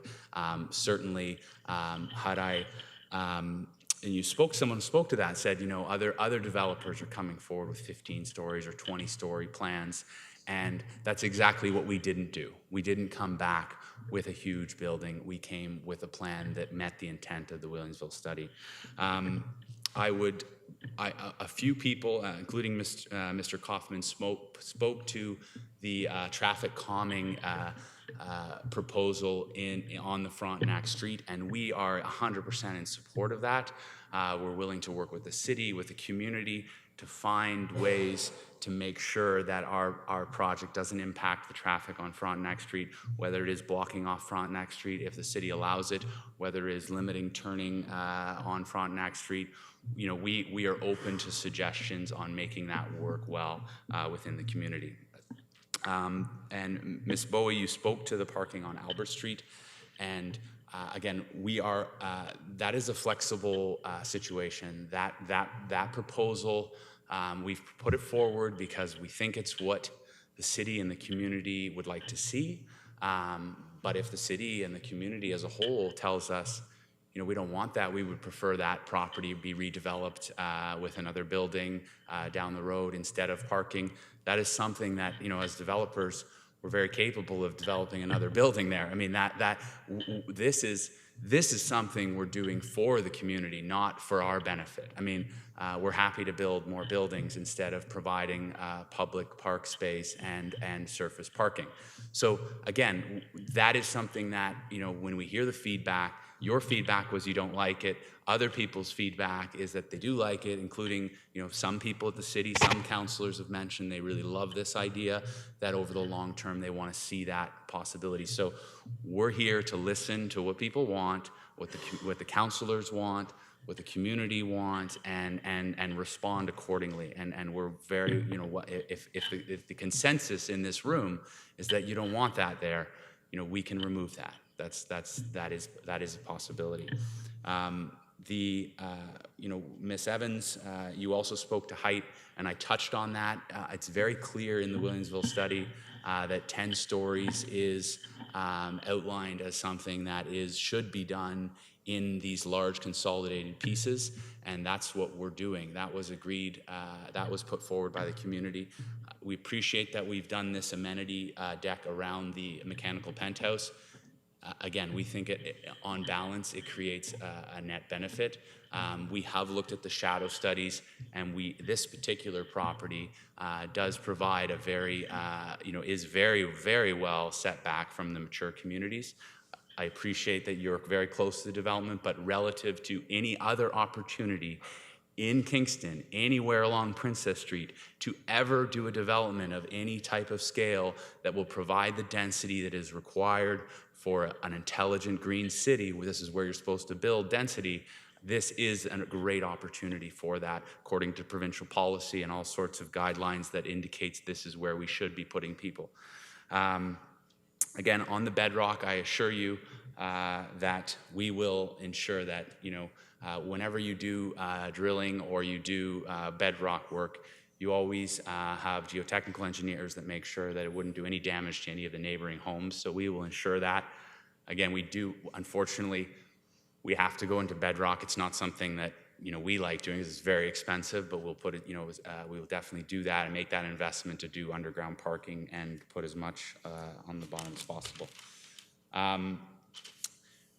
Finally, the final comment was with Ms. Jungling about the 100 rooms that have bedrooms without windows. And we've been in Kingston a long time, and if we had called them dens, we would have had probably 10 people that stood up and were really upset about calling them dens.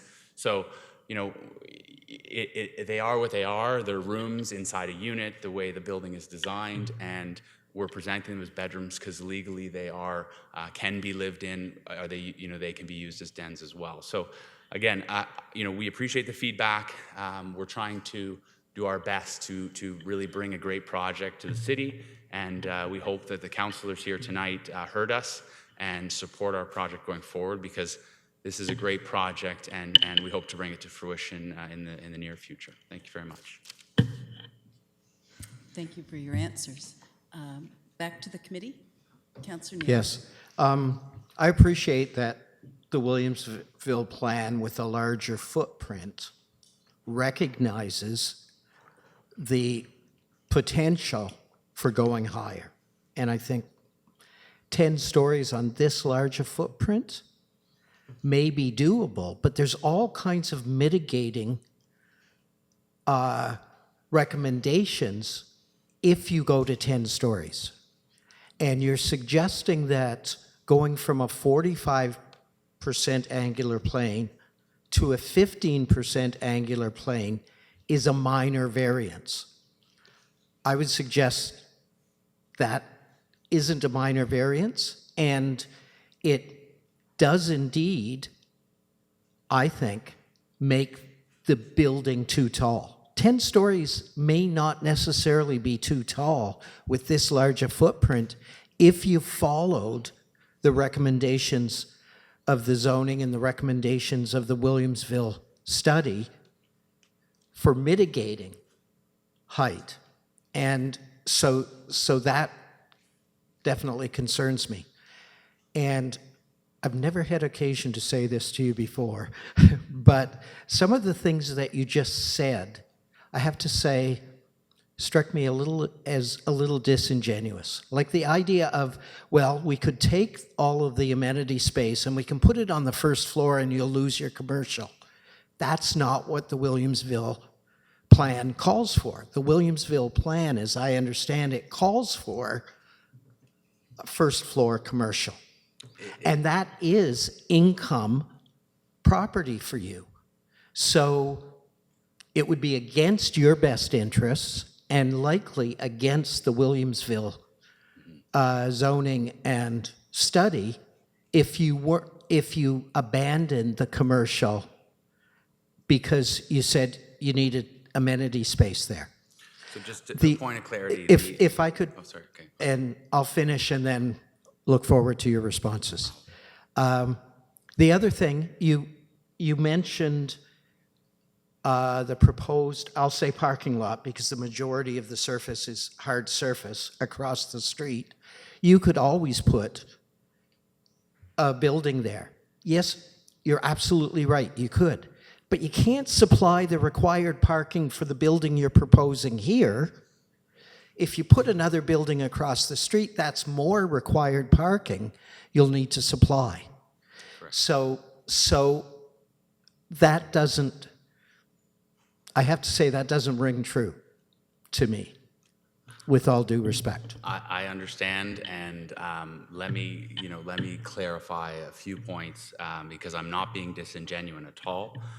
Number one, this section of Williamsville does not require commercial on the ground floor. It requires the height to eventually be converted. However, we're making the investment to do it now. In this area, in the Williamsville study, there's no requirement for commercial on the ground floor. My second point is that the parking point, we can provide additional parking on the site if required and develop that site. So there are flexibilities. We have other options to provide the parking. Really, this is what we're bringing forward is as a result of our consultation with the community and the city of what they want to see. So again, we're not doing it to serve our own interests. We're doing it to serve the interests of this council, of the city, and the community. The other, I think the third point, and I apologize, you brought up, and I missed the third one, is sorry, go ahead. Can you just remind me your third question was? The angular plane. Right, the angular plane. You mentioned that we're proposing it's a minor variance, and we're absolutely not. We're applying for an official plan amendment and a rezoning. And the great thing about those things, when you do a major application like that, it can never be approved without with significant study by multiple professionals, and that's a major investment and study that we're doing to show that amendment does not have negative impacts. So we would never propose something like this as a minor variance because that wouldn't come with all of the reports and studies to prove that it doesn't have negative impacts on your policies. I probably used the wrong phrase. I realize you're not asking for a minor variance, but in your presentation you were suggesting that drastic, going from 45 to 15, would not have a great if I suggested impact, that, I and I'm apologize. suggesting it would. I should clarify, it is an official plan amendment and a zoning amendment, and if I suggested it was minor, that was a mistake. I apologize. Other questions? Councillor Turner. Thank you, and through you, Madam Chair. Thank you for your very nice proposal and for all the details you've provided with us tonight. Also, you brought a very high-quality proposal to us. I think you won an award for the Livable City Design Award from Kingston as well in the past, which is quite an award, and thank you for that as well. I just had a quick question. It was about parking, and I'm wondering, it's a simple question, but it was nice here that you mentioned energy-efficient vehicles and car share ride services are encouraged in your parking lots with the bicycles and stuff. What about plug-in vehicles? Would you be able to provide services for that in the future? Possibly? Absolutely. I mean, we have car share programs designed into the developments so that multiple spots so that people living in the community don't need to own a vehicle. And our studies indicate that less and less people are prioritizing vehicle ownership to begin with. And as the times continue to evolve, we anticipate less and less parking. That being said, our studies are studying the current need. We're not projecting into the future, but we will be providing plug-in spots for electric cars, car share programs, and all of those programs you're talking about. Again, our studies are very detailed. We think we're providing the right amount. And I think it's an important point to note that providing too much parking is an absolute waste of resources for a community. I mean, we have a project that we developed and, literally the parking lot is empty and it's paved. It's, whether it's paved space or whether it's millions of dollars to excavate through bedrock. Either way, those dollars and that space, if you provide too much parking, is extremely wasteful for your community. So we take it very seriously, the amount of parking that you need, and we do not want to waste the dollars that we could spend on dedicating parkland or building a nicer building, digging more, deeper and deeper into the bedrock to provide parking that our studies indicate will not be used. So it is a sensitive subject, and I think it's easy to say we need more parking, we need more parking, we need more parking, but at what cost? At what cost, and what do you give up to get that extra parking spot? So, I do think people need to consider that carefully when they look at proposals. Yes, I thank you. And as a West End councillor, my constituents complain a lot about parking in Kingston. And I know I've vented that many times at council, but it's a big concern because they all have vehicles and they don't particularly like to take the bus, and they drive downtown and they have a hard time finding parking. So it's a big concern of mine. And I understand as well, if you increase density downtown, you will need more parking, so I'm in favor of more parking. So you've got my vote there, so that's my 2 cents. Thank you. Thank you. Councillor Allen? Thank you. I just have a couple quick questions. The first, I know, and maybe suggestions. One of the things that we often hear when we're looking at higher density and higher heights is community benefits, something that you mentioned before. And one of the things that nobody seems to want to bring forward voluntarily, and we'd love to see, is some inclusionary zoning or participation in affordable housing in a meaningful way. I would hope that you would consider that and come back to us with some consideration on that. The next, I'll ask my 3 questions because they're pretty easy. The next is in terms of the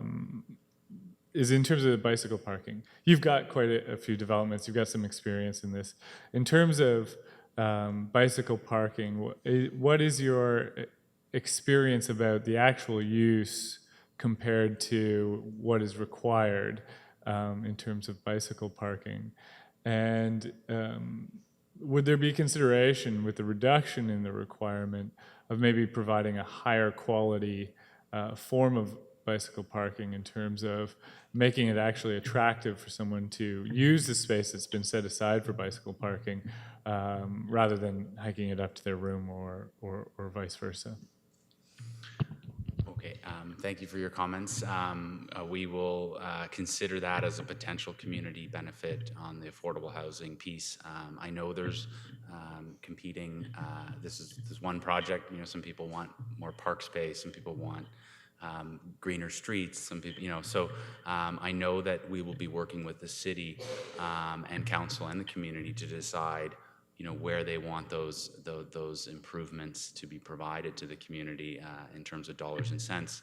And on the bike parking, I can tell you that we did carefully look at the demand, and we proposed, I don't have the number, maybe we proposed 200 parking spots in this development, which our reports indicate are more than adequate, and we designed them very carefully, different types of spots, guest spots, underground spots, above grade spots. They're not, sort of a rack in the back of where the snow gets stored in the winter, right? There's really thoughtful design by the architectural firm of where these spaces are located within the development so that they service residential, commercial, the entire development. So I think the community will be very happy with the bike parking once provided. Thank you. I think you're right to go ahead with implementing commercial right away. I think that's something I could support. I think that neighborhood will feel, we heard even from the people who had some real criticisms that they're excited to see some investment in commercial along there, and I think that will be a real hub for the community. In terms of shadowing, if there were a building across the road instead of a parking lot, I would assume then we would have some challenges with shadowing because it would cross into that other building space based on this. Part of what makes your shadowing work right now is that it's on the north side, and most of the shadowing in winter would come south, I would assume. And so if there was a building on the other side, we would have to consider that there would be impacts on the shadowing from an 11-story building across the road. Would I be right to suggest that? You're correct, absolutely. I mean, a north side of the street will cause less shadow impacts on the street, of course, than the south side. But if a building was proposed to the south, I mean, it would, of course, provide a shadow on the street, like every building that's on the street. And if it was proposed, it would have to be looked at in its own merit at the time when it's proposed. This particular building is, we've done two things. We've moved it away from the street to widen the sidewalk, and we've also moved it. It's quite linear, so we pulled it in from the sides as well. So that's one of the reasons for the larger variance versus, if we were focused simply on minimizing variances and we didn't care about the streetscape and we would then push the building all the way to the edges, make the sidewalks small, make eliminate the corner piazzas and still get lots of GFA built, right? Then we would have room to terrace it back the way it's intended.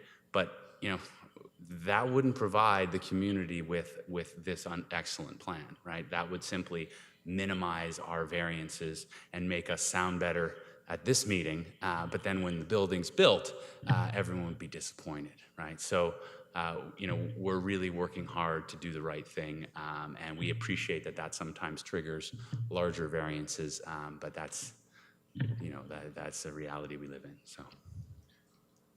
I can understand constraints on a site and in a place. I think part of it is we're starting to see investment in Williamsville and in the plan, and we want to see as much adhering to what that community's vision has been, and you've made lots of reference to that. And so we're not looking at just your building, we're looking at future buildings and how they'll line up alongside it and across from it and with it in terms of enabling the community. And so that's part of where I think my hesitancy would be in terms of that, but we have much work to do in terms of having those conversations and determining that factor. But I want to make sure that we're building the Williamsville that we've set out to build. So, of course, that's all.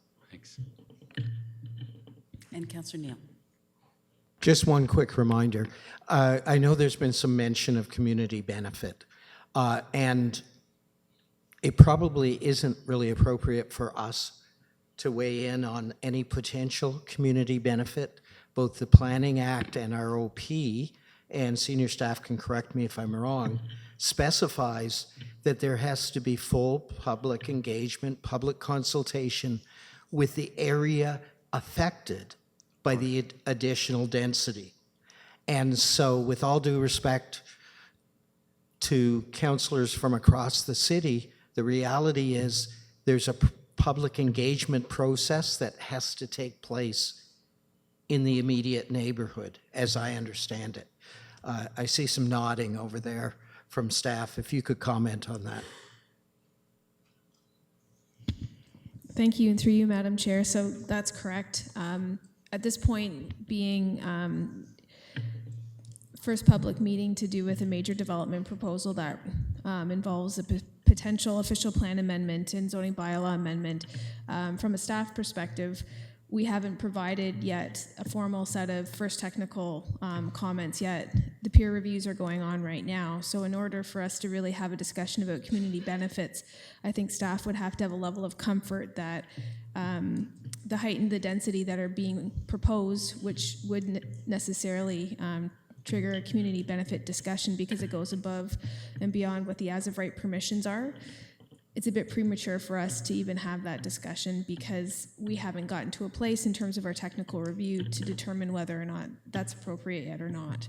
So certainly as part of bringing this forward and as we do our technical review, once we get to that point and we decide that from a staff perspective, looking at all the technical things that we need to look at with respect to the official plan and the compatibility criteria, the Williamsville policies.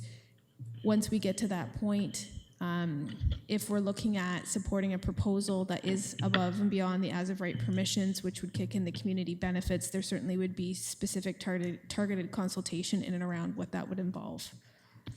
Thank you. And do you have any kind of anticipated date when the peer review will be complete and when it might become public?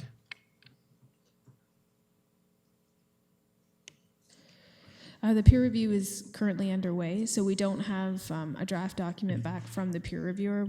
That's something that we're looking at hopefully receiving over the next, 4 weeks or so. But it's undergoing review right now by that firm, and then it would come to city staff, and we go through the process of having a look at it before it's finalized and made public. Thank you. I appreciate that. Thank you. Any further questions from the committee? Seeing none, I'd like to thank you very much for your very comprehensive proposal. And that closes our first public meeting. And I'll open our second public meeting. Applicant is the Corporation of the City of Kingston to do with the commercial land review.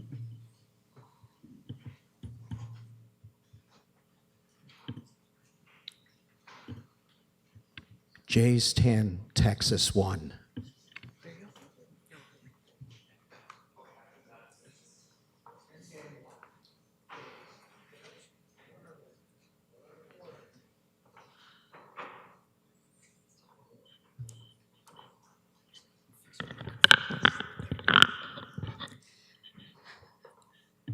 Good evening. My name is Sukriti Agarwal, and I'm a senior policy planner with the City of Kingston. This is a public meeting for a city-initiated official plan amendment to implement the recommendations of the Commercial Land Review final report that was completed in March of 2016. The final report was presented to the Planning Committee on May 5th of 2016, and the primary purpose of the review was to update the city's commercial inventory, complete a commercial land and supply demand analysis, and provide guidance and policy recommendations to update and improve the existing commercial structure in the city's official plan. The main findings of the review were that by 2041, approximately 1.3 million square feet of additional retail space will be required in Kingston. And the review also looked at vacant commercially designated lands in the city, which totaled about 76 hectares as of March of 2015. And the review concluded that these lands, plus ongoing development applications for commercial uses, could provide approximately 2.14 million square feet of commercial space. So what that means is that there is no demonstrated need for additional commercially designated lands in the city. The review also indicated that while there may be needed uses that may not be able to fit on existing commercial sites, the city should ensure that there is a market to support a new use and that it cannot be reasonably accommodated on another vacant commercially designated site, and that any new commercial site would not significantly impact the planned function of existing or planned commercial areas. So this is mostly relating to the central business district, that any new commercial areas would not negatively impact the CBD. The review recommended amendments to the official plan to prevent an oversupply of commercially designated lands, support and encourage the creation of mixed-use areas where appropriate, and encourage the provision of more walkable commercial areas. Council, through its resolution on May 17th, directed staff to implement the recommendations of the review through an official plan amendment. And the proposed amendments to the official plan are shown as Exhibits A and B of the report. The first amendment that's proposed is to Section 3.4.9 of the official plan, which currently indicates that a commercial inventory will be required for new commercial areas that request a redesignation from an industrial designation. The review suggested that the city also include an enabling policy indicating that a commercial inventory may also be required when redesignating lands from any other designation to a commercial designation, with the intent of preventing an oversupply of commercially designated lands. With respect to the central business district designation, there are some changes made to the large format retail policies, providing more emphasis on compatible build form with adjacent areas, scale, pedestrian amenity, protected view corridors, and also considering historic building fabric in the area. And the policies also cross-reference the residential use policies in Section 10A, which is the Downtown and Harbor Special Policy Area. In the regional commercial designation, the minimum site area requirement is proposed to be reduced from 20 hectares to 14 hectares in order to encourage more intensified commercial formats. And also, there's a refinement of residential use policies which cross-reference Section 2.7, which are the land use compatibility policies of the official plan, Section 8, which are the urban design policies of the OP, as well as Sections 3.3.B and 3.3.C, which reference the locational land development criteria for medium and high density residential uses. Within the Main Street commercial designation, we've introduced new urban design policies for any new proposals for new Main Street commercial areas. Within the district commercial designation, similar to the regional commercial designation, the minimum site area requirements have been reduced. And as well, there has been refinement of residential use policies which cross-reference land use compatibility policies, urban design policies, and criteria for medium and high density residential uses. The arterial commercial designation, we have now generalized the permitted uses to be more consistent with other commercial land use designation policies. Currently, the arterial commercial designation is very specific as to the type of uses permitted, and it was felt that more specific uses are more appropriate to be included in the zoning bylaw than in the official plan, and that was the intent of generalizing the list of permitted uses. We've also added new criteria for arterial commercial uses, for example, requiring new arterial commercial sites to be located on an arterial road, minimizing infiltration of traffic onto adjacent local roads, and similar criteria. Again, refinement of residential use policies similar to the other sections I just talked about, and also refinement of market justification and impact assessment requirements. We've also added new development criteria for vehicle sales lots. These type of uses are permitted in the arterial commercial designation. However, it was felt that the official plan lacked design criteria for vehicle sales lots. So, for example, buffering, streetscape enhancement, location of car storage areas. So those are the things that we are hoping to look at through these policies. Similar to arterial commercial, we have generalized the list of permitted uses in the neighborhood commercial designation. We've added new development criteria for neighborhood commercial uses, such as minimizing impact on adjacent residential areas, streetscape enhancement, and that, for example, signage should be in accordance with the city's signage bylaw. And there's also an introduction of policies that permit live work opportunities within the neighborhood commercial areas. A new requirement for a market study has been added to the rural commercial policies in Section 3.15. New design considerations have been added to drive-through facility policies in Section 3.4.G. Within the downtown and harbor special policy area, policies have been refined relating to automobile-related uses and drive-through facilities so that these are located on the periphery of the downtown area away from prime pedestrian streets, as well as the CAT North secondary plan. The commercial use hierarchy has been refined.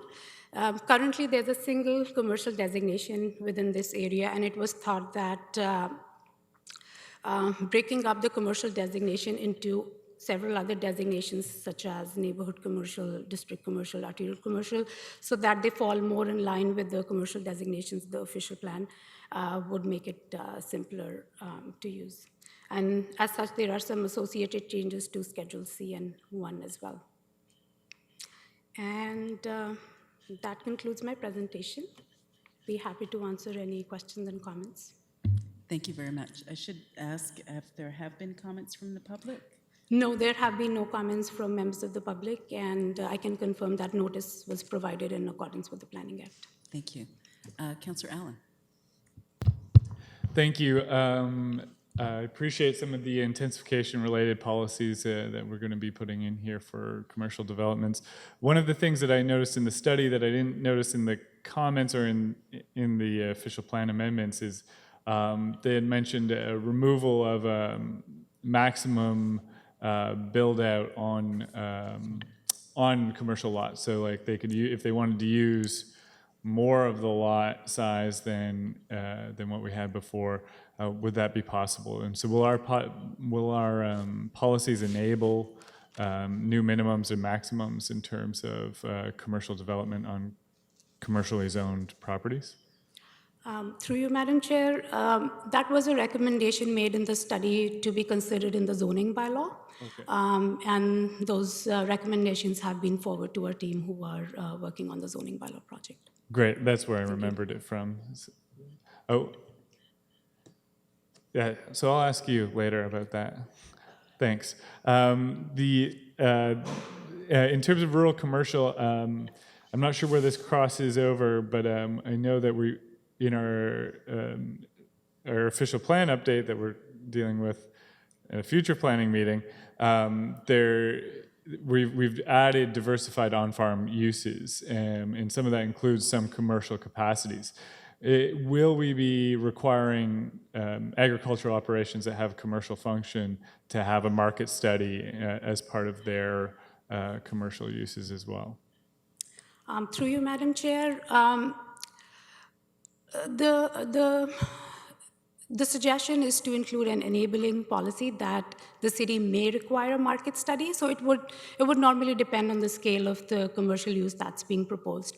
Normally, a market study is required when a commercial development is proposed that is greater than 5,000 square meters of commercial. Okay, great. That's perfect. That's what I wanted to know. Thank you. Councillor Neal. Thank you, and thanks for the great presentation. If arterial vehicle sales lots, I guess if I could get a little bit of clarity around that, because the curse of Williamsville was that we had lots of car lots, garages, gas stations, and that was what it was specifically zoned for. And as those car lots moved west into the suburbs, we had many, many vacant lots without appropriate zoning for developing those lots. And that's the context why the Williamsville plan says that surface parking should not be allowed. So I guess my question is, I'm not necessarily saying that there isn't a place for arterial vehicle sales lots. It's just if we're potentially looking at arterial corridor residential developments, will those mix, or how can we go about making sure that those car lots don't impinge on future residential development? Am I making sense? I don't always. Good.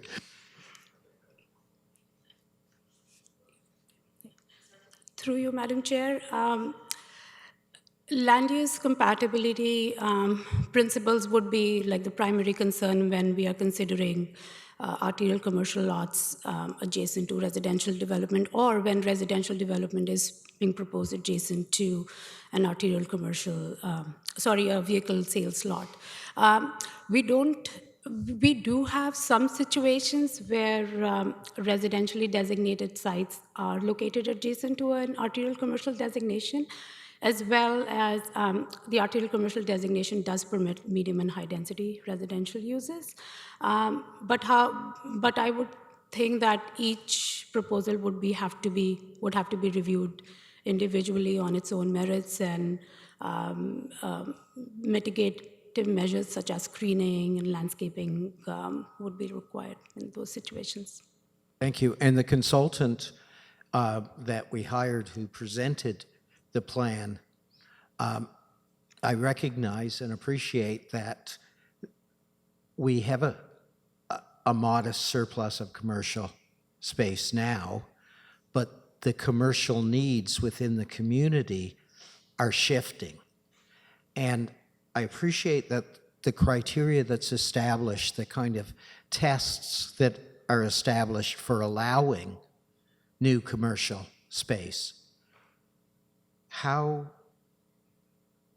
difficult is it to counter that with recognizing that there's commercial space that is now underutilized and perhaps should be rezoned and allow those few commercial sites that remain as existing non-conforming use?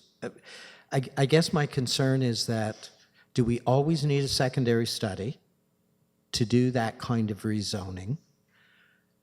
And I know that you can always go residential from unused commercial, I believe is the case, but how can we actually encourage that so that we aren't just adding to the surplus with remnant commercial space that's out there, totally underutilized, but remains as commercial with those restrictions? Perhaps you could address that. Through you, Madam Chair. The review suggested that we have enough commercially designated lands. However, it suggested we still need about 1.9 million square feet of retail space to 2041. So we have the vacant lands, it's just we don't have the commercial space built yet. I would also like to note that we are seeing some commercial sites that are being now rezoned for residential uses.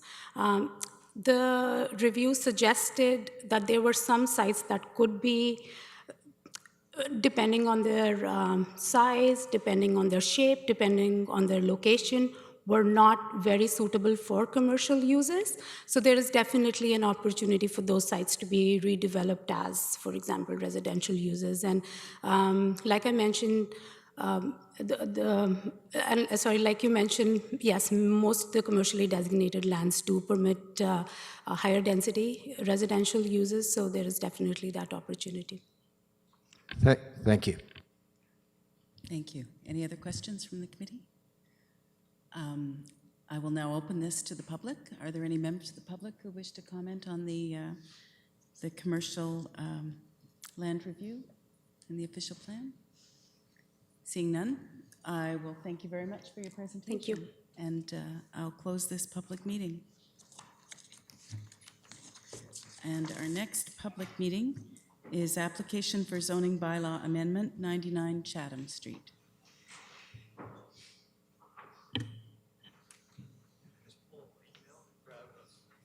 I tried to send it to you, but it didn't get sent. I just realized. Can I just pull up a... You might be able to.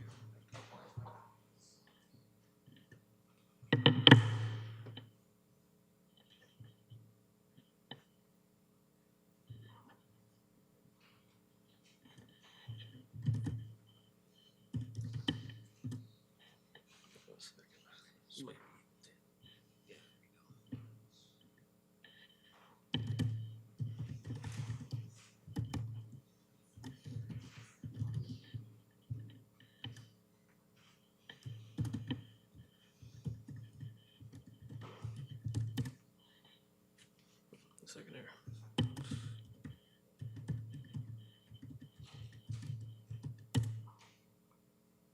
Good.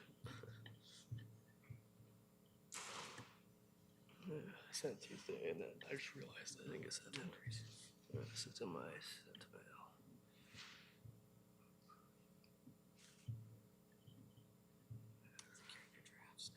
Yes. Oh gosh. Yeah, the tracker pad's hard on there. Okay. Perfect.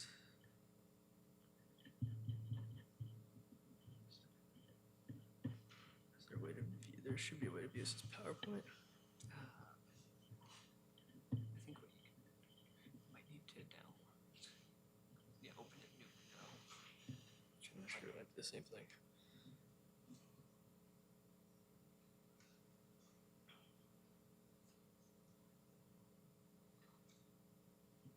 Yeah, you can use it from here, 'cause you should be able to just tab that way. There you go. Maybe let's see your thing here. Yeah. There you go. I'll just pop it up on the screen. Okay. Okay. There you go. Okay, so my name is Mason LaFramboise, and I am looking for a zoning amendment bylaw for a residential property that is currently Zone A. I'm looking for a permit to have a secondary suite on it. So I'm just going to present my justification plan, which was made up by IBI Group for me, and I'm just presenting it on their behalf for my own property. So just looking through here, I think there must be a better way. Yes, table of contents, just some of the things I'm going to go over today. So yeah, this is the property. This is the actual site location. It's a little small on the map there, but essentially it's 99 Chatham Street, so it's in between Linton Street and Hamilton Street. Currently, the property is a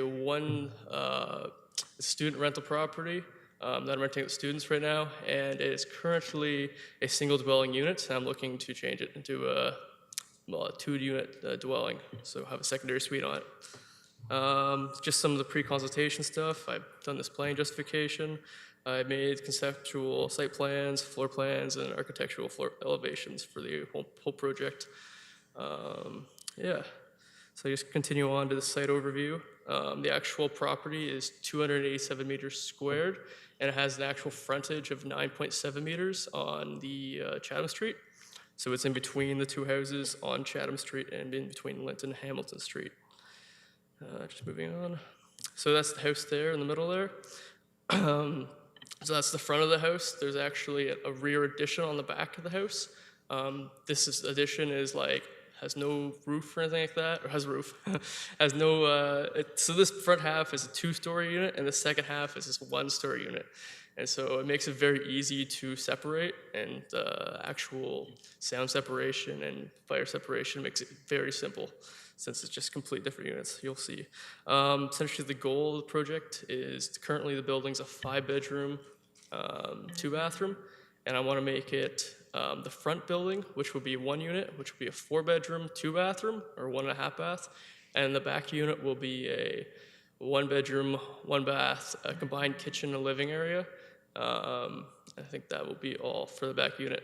I think I have more pictures to show you anyways. So this is the back unit right now. I've actually done some renovations myself this past summer on this back unit, so it looks a little bit different. The only difference really, no footprint changes or anything like that. The only difference is that the roof lines are now the same height, and there's a porch roof coming out over top of the property here, where you can see there's a piece of plywood against the door there. So then there's a new door and new siding and stuff. And I made it all fire rated up to code. So basically I renovated this with the intentions of making a laundry room, and then once it gets rezoned, then I will make it actual fully legal rental part. Right now it's just walled off in its own separate spot. So this is a picture of the parking, and actually the shed I took down to make room for 2 parking spots. So legally I need 2 parking spots for both units. So I'm basically just preparing this all for this meeting here. And so the shed's taken down, and there's actually 2 spots there with parking side by side. They're 2.7 meters and 6 meters length times width for each spot, actually a little bigger. And that's that fence there is just the neighboring fence for a neighboring parking lot.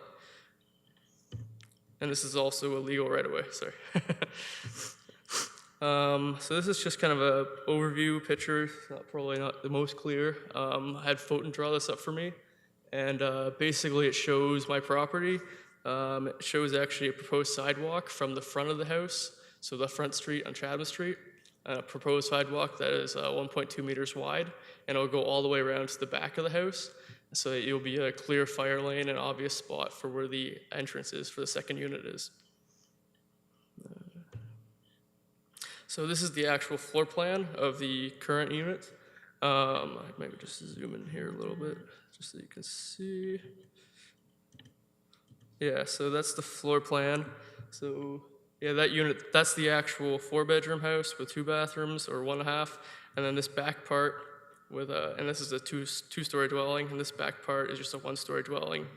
There's a small crawl space under here that's been entirely fire separated, and then there's no crawl space under here. That's a bathroom, bedroom, kitchen, living area, and then this is the parking I spoke of. Okay. So just looking at, this is way different than Mac here. Okay, so just speaking of policy analysis, so I read through this myself too, but Foten kind of went, or not Foten, IBI went through and actually looked up all the policies that it applies with for the city, and as you see it, a proposed project and how it applies, there's a bunch of them, so I'm just going to kind of skim through them fairly quickly. So all the sections that with the policy it applies with and how it applies with it. And then the actual official plan, so for the part where that is at, it's in the residential area, and basically the official plan is mine's in the residential area. It's in medium density residential area. Essentially, basically it's saying it really aligns with the official plan, especially because in Kingston the official plan is to have a greater population from, the population is going to increase as per the official plan by 15,900 from 2009 to 2026. And so I think my property kind of co-aligns with that plan and a bunch of other things as listed here, and you can read for yourself. There's a bunch of other things, just a few things like shadowing and a bunch of other listings here you can read into. But basically, sum things up very quickly. IBI has recommended that IBI has recommended that we go ahead with the project and that it would be make sense and a very standard, straightforward project that they can't see any problems with. Yeah, I think that's everything for me today. Here's just their signatures signing off on the actual project. And yeah, any comments, questions, concerns? Thank you very much. Could I hear from staff, please?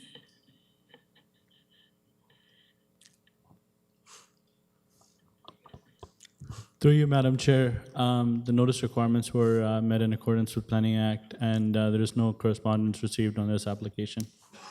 Thank you. Thank you. Questions? Councillor Neal? Just very quickly, I believe we chatted, I think it was back in August. Yeah. And there were a few hoops you had to jump through, but you were working hard to make it happen. I'm assuming everything, you were able to satisfy our planners and get everything in order? Yeah, everything lined up in the end. Excellent. Thank you. Thank you. Thank you. Other questions from the committee? And I'll ask if there are any members of the public who wish to comment on this application. And seeing none, thank you very much for your presentation. Thank you. Just gonna log out here. And I'll close that public meeting. Thank you again. And our fourth public meeting is application for zoning bylaw amendment, 1024 Cataraqui Woods Drive. And I believe staff will be presenting this. Thank you. Through you, Madam Chair. This is a zoning application that's been submitted on behalf of Brayberry Homes. This is a technical amendment. Brayberry Homes wasn't able to attend this evening. If I could refer you to page 113 in your agenda, what this amendment is proposing to do, the existing zoning for the subdivision allows 4-unit townhouses.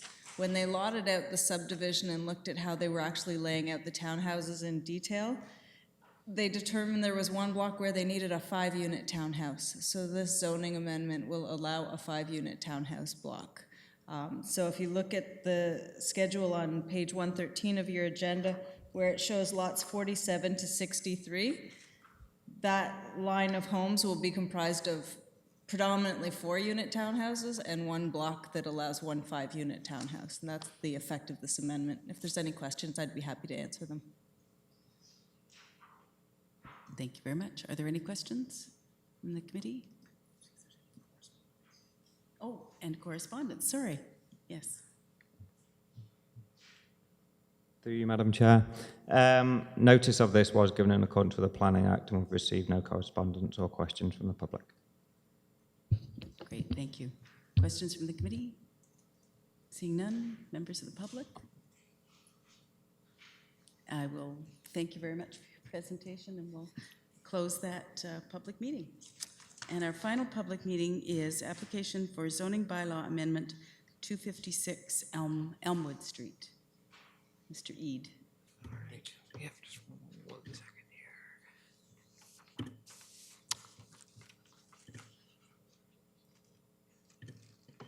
There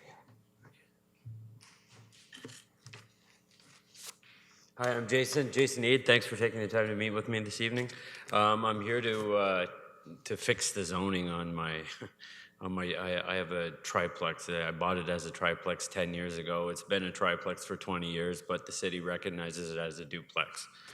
So the subject property designated residential in the City of Kingston official plan. It's recognized as a duplex A2 zone in zoning bylaw number 8499.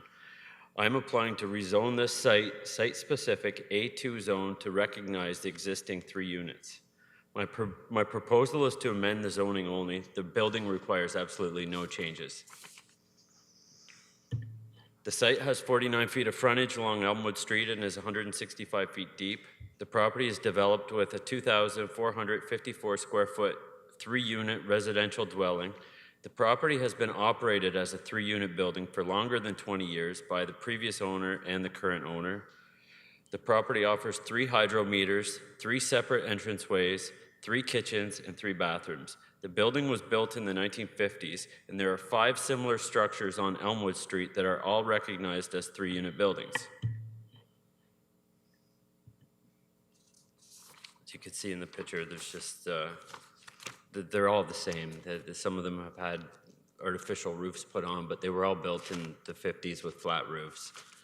And some of them are, there was 3 of them that were zoned duplex when they were built, I think, and the others were triplex. The property offers ample parking. It can accommodate more than 4 cars with parking behind the building. The property offers covered bicycle storage. The property offers ample amenity space. I think it has double the amenity space that's required. The subject site is an ideal location for intensification as it's located close to the Kingston Center and other similar dwellings, schools, shopping, employment areas, and public park spaces. It also has nearby access to public transit. The streetscape will remain unchanged as no external changes or additional floor space is to be added. The lot size and coverage is consistent with that found in the area. However, relief is required from the side yard setback. I am of the opinion that the relief requested from zoning bylaw 8499 is appropriate. Thank you. Thank you very much. Could I hear from staff, please? Mr. Sands? Certainly. Through you, Madam Chair, the application was noticed as per the requirements of the Planning Act and circulated to 21 abutting neighbors. And to date, there's been no public correspondence received. Thank you very much. Questions? Councillor Neal. I'm just curious. I usually support if projects that come in where people go, oops, this isn't zoned, I bought it thinking it was zoned appropriately. So I appreciate that you're trying to make right something that was somebody else's mistake, and I appreciate that. Did you ever notice when we went to 1-bag limits? I'm asking this because that's how illegal secondary suites in the core of the city ended up being identified, was that we started getting complaints that, well, you always used to pick up my garbage and you're not picking it up anymore. and it's because it would be zoned for 2 and there'd be 4 units there. So Never had that problem. Like I said, there's 5 of the exact same buildings on Yeah. on the street, and they're all triplexes. So if there's 3 bags out there, they pick it up. They just assume. It looks the same as all the Yeah. other ones that are Yeah. there. No, I appreciate that. Thank you. Okay, yeah. Thank you. Any other questions from the committee? And there are no members of the public, so I'm presuming there aren't any more comments. I know Karen's writing a report. Seeing none, thank you very much for your presentation. Thank you very much. That will close this public meeting, and I will begin the regular portion of the business portion of the planning meeting, and call the meeting to order and ask for approval of the agenda. I'll give Mr. O'Shea a second to get back. Okay, Councillor Turner, seconded by Councillor Osanek. All those in favor? And that carries. Confirmation of the minutes of September 15th. Councillor Neal, seconded by Councillor Turner. Questions? All those in favor? That's carried. Are there any disclosures of pecuniary interest? No delegations, but we do have a briefing from Laura McCormick about the new citywide zoning bylaw. Thank you. I'm just going to give a 2-second preamble to this. So in the spirit of continuing the ongoing education that we committed to doing with Planning Committee and members of council, we recognize that part of your responsibility is making decisions on planning matters that have a lot of legal and legislative implications, and that some of these tools that we have as our planning tools aren't necessarily very familiar, especially to new members of the committee. So as part of that ongoing education that we've been doing, we wanted to make sure that in advance of the release of the first draft of the new consolidated zoning bylaw coming before this committee, that we had an opportunity to orient you to reading and interpreting a zoning bylaw generally, and what to look for, what the legislative requirements are for your understanding purposes related to zoning, and how we make decisions and how they need to be reflective of what's stipulated in the Planning Act. And Laura's done a great job of putting together an educational seminar that is before you tonight. Certainly, Councillor Neal, based on your past request, will ensure that you receive a copy of the presentation. It's our hope that these presentations can just serve as long-term resources to the committee, and you can have them and ask us questions anytime, but I think they're good primers for you to have just to remind you of certain things, because the zoning and the official plan are very important documents, but they're also very lengthy and complex. So Laura's put this together. We're also going to be doing similar sessions. You'll see this in the council update coming out tomorrow, I believe, about the public sessions that we're holding for Zoning 101 in response to what we put out there in terms of advertisement. Laura can speak to it in greater detail, but we've had a very positive uptake from the community of people that are very interested in learning more about zoning, how to read the zoning bylaw, and then becoming very familiar with what our new zoning bylaw is going to be for our community. So with that said, I'll ask Laura to proceed with her presentation, and thank you for allowing us to be here tonight. Thank you. Thank you, Paige. Good evening, Chair and members of Planning Committee. I'm Laura McCormick. I'm the project manager on the new zoning bylaw. As Paige said, we thought we would bring all of the information that we've prepared for our actual information sessions that we're presenting to the public on October 12th. We have 2 sessions that are happening. In the interest of time, I'm going to kind of go through some of the concepts rather quickly, just because there's a lot of content in this presentation. So if you have specific questions, feel free to stop me or ask me to elaborate further after the presentation. We wanted to ensure that you actually have all the information in the presentation materials after the presentation is over. So there's a lot of information in here, so I apologize in advance that I'm going to go quickly through it. So the outline is I'm going to take a look at the legislation and the policies that affect zoning bylaws in Ontario, looking at the fundamentals of zoning bylaws, what's the purpose of having a zoning bylaw and what are we trying to achieve. The basic components and structure that you see in many zoning bylaws across Ontario, basic terms and common terminology that you'll see, the zoning bylaw amendment and minor variance process, and then just a quick brief look at what the purpose of the new citywide zoning bylaw project is and the next steps in that project itself. So the legislation and policies, obviously zoning bylaws in Ontario are affected by number 1, the Planning Act, number 2, the provincial policy statement, and number 3, the official plan. So going through the Planning Act requirements, it moves from a more general high-level look at planning in Ontario and what you're required to do. And as you move down through the provincial policy statement, which is a province-wide set of very general statements of provincial interest, moving into the official plan, which looks at the policies for the city of Kingston, and then finally the zoning bylaw, which looks to actually implement all of the policies of the province and the municipality on a site-specific level. So it moves from a very general to a more specific as you move down through the legislation. The Planning Act's comprised of different sections. So the key elements of the Planning Act that actually apply to zoning bylaws. So in Section 2, the Planning Act sets out matters of provincial interest. So it says, the council and planning board shall have regard to matters of provincial interest. The Planning Act actually goes through and identifies what matters of provincial interest are. It then enables the minister to issue policy statements that affect matters of provincial interest. So Section 3 deals with the conformity tests. So once the policy statements are issued by the minister, any decision of council, of the municipality, or planning board that affects a planning matter shall be consistent with the policy statements. So that's the number 1 test that we're looking at, is consistency with those provincial policy statements that are issued by the minister. Going through, the Planning Act requires municipalities to adopt a plan. It stipulates exactly what an official plan shall contain. So it's goals and objectives to manage and direct physical change. And I'm not going to get into the details of it, but it's really a high-level document that takes those provincial policy statements and brings them to the municipal level and spreads it out evenly across the city. So the Planning Act also says when you have an official plan in effect, no bylaw shall be passed that does not conform therewith. So that's really the number 1 test of a zoning bylaw, is to conform with the official plan.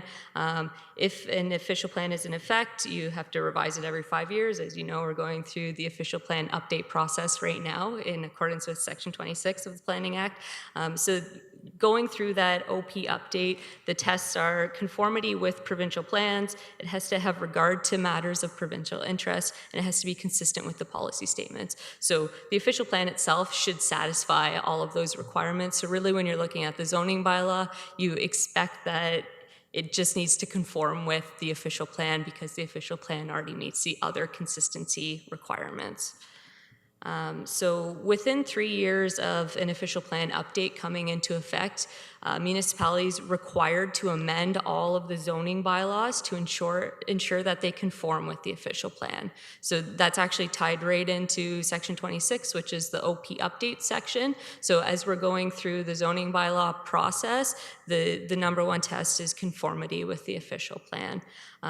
So getting into the actual zoning bylaw section of the Planning Act, Section 34 enables councils of municipalities to pass zoning bylaws.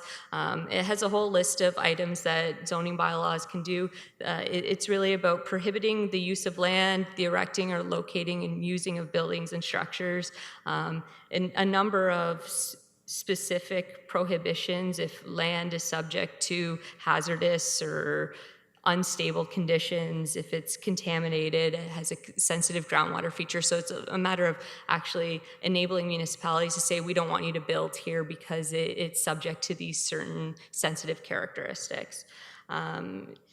It is also enabling municipalities to pass zoning bylaws to regulate the type of construction, the height, bulk, location, size, floor area, spacing and character, minimum frontage and depth of a parcel of land, the minimum elevation of doors, windows, and other openings in buildings and structures, and parking or loading facilities. So it's very specific about things that zoning bylaws can actually regulate in this section of the Planning Act.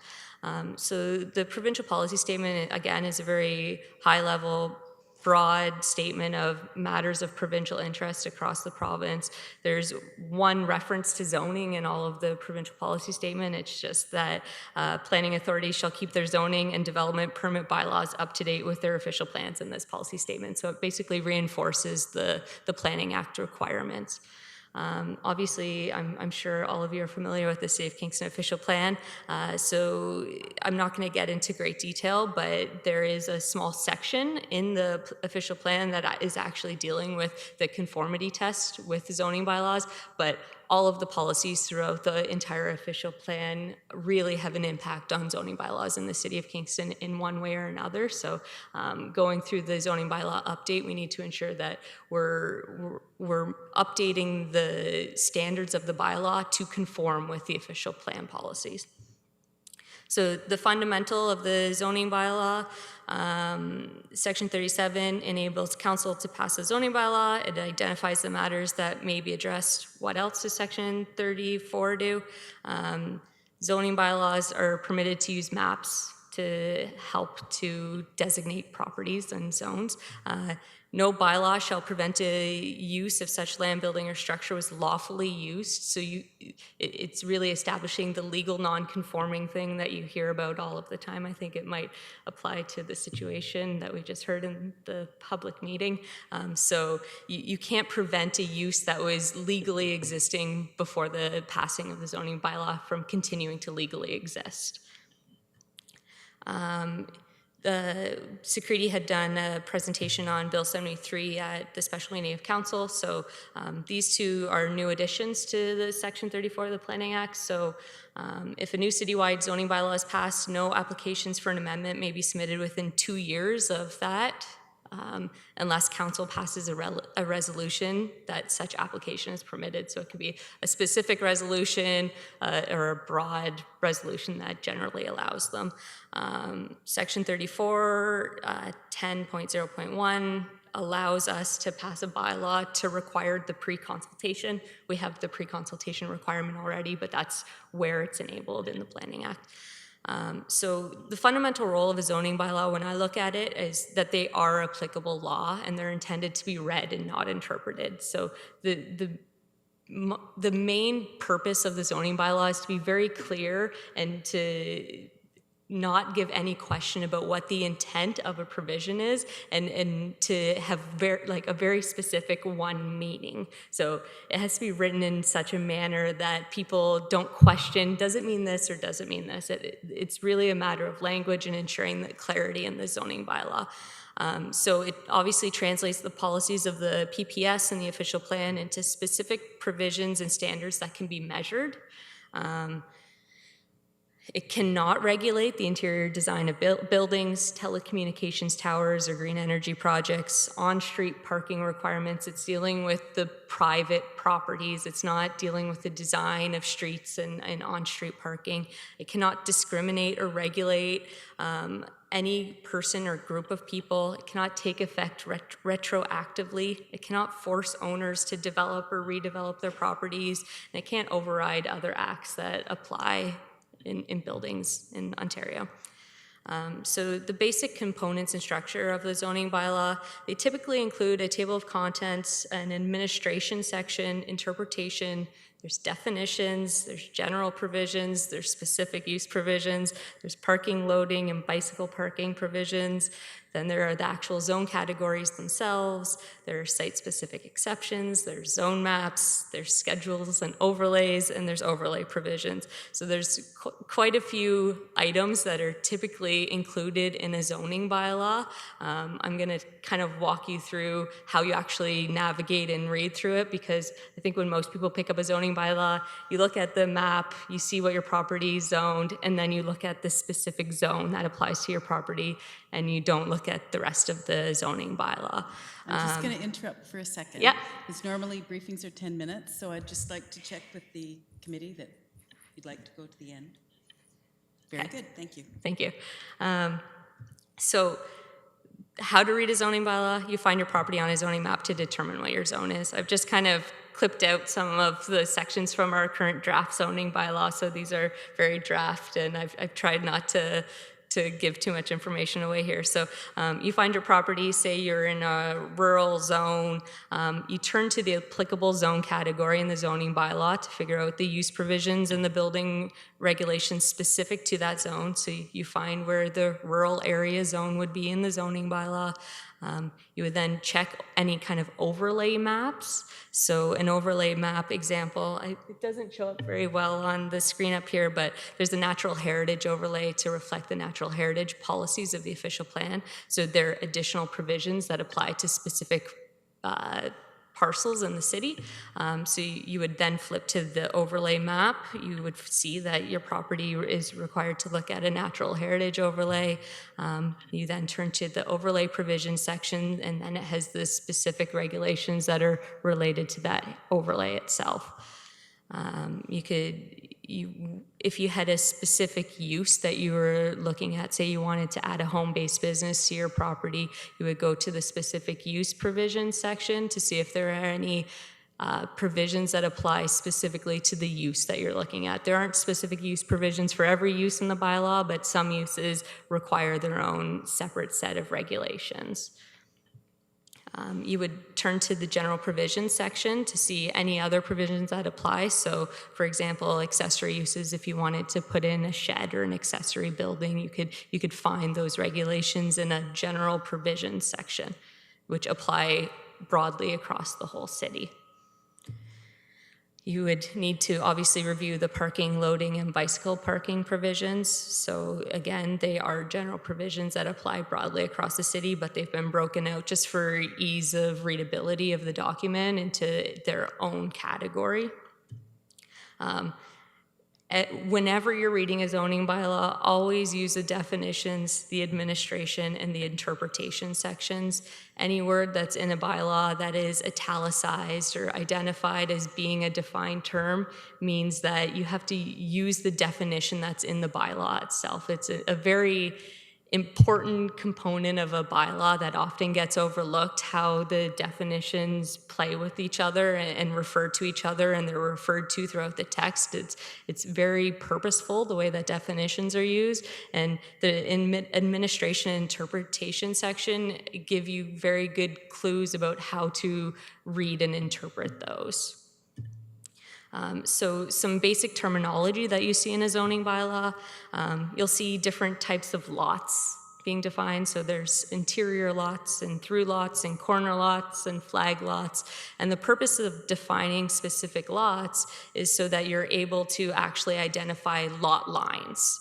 So when you look at an interior lot that isn't configured in a regular rectangle, you want to be able to determine what is the front lot line, what is the interior lot line, do I have an exterior lot line, what's the rear lot line, because that's very important in determining what the setbacks are that apply to your property. So being able to see what type of lot you have and then figure out what the actual lot lines are labeled on that lot is very important in interpreting a zoning bylaw. So moving to the next step, once you know what your front lot line is and your exterior side lot line is and your interior side lot line and your rear lot line, you could then look at two other components. So the zoning bylaw regulates a required rear setback, a required front setback, a required exterior setback, and a required interior setback. So once you know what your lot lines are, you can figure out what the maximum area that your building can occupy is, notwithstanding the maximum coverage requirements and parking and all of the other components that you need to factor in. But this is the base maximum that you would be able to build to. So with that being said, there's also reference to yards in the zoning bylaw. So the difference between a required setback is that the setbacks are a minimum requirement. So sometimes you go beyond what the minimum requirement is. So you can see here, say you have a exterior side setback required at 2 meters, and you actually build, you actually build to 4 or 5 meters, then your exterior yard is actually where the building is constructed. It isn't based on where your setback is required to. So there are two different things that kind of interplay in this diagram. A zoning bylaw will identify different types of residential buildings. So you see the range of single, semi, duplex, triplex, townhouse, stacked townhouse, apartment, mixed-use buildings. So it's really about being able to bring those policies of the official plan and where we expect different character of neighborhoods and different building types, and actually allow different residential buildings on certain properties in the city. Zoning bylaw will always regulate building height. It's a discussion I'm sure you're all very familiar with. So there are different ways of calculating building height on different types of residential buildings mostly. So depending on the type of roof that you have, you calculate height based on that roof type. So there are build to plane and angular plane.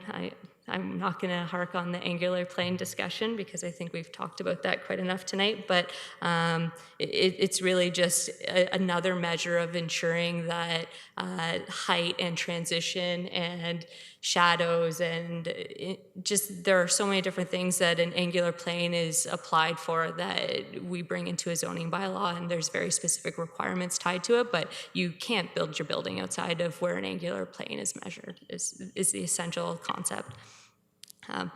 So zoning bylaw amendments and minor variances. Section 34 allows a zoning bylaw to be amended. If an application is refused or a decision is not issued within 120 days of the receipt of an application, the applicant may appeal it to the Ontario Municipal Board.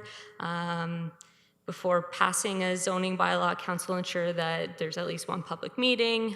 Within 20 days of notice of passing of a bylaw, an applicant or a person who maintain their appeal rights may appeal the decision to the Ontario Municipal Board. So section 34, 10, 11, 12, 19, 26 all deal with the actual procedural elements of going through that rezoning process.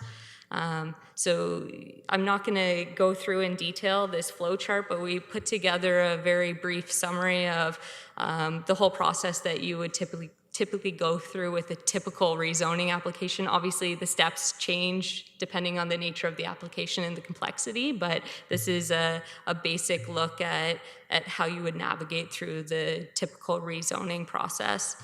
Minor variances is another way of amending a zoning bylaw.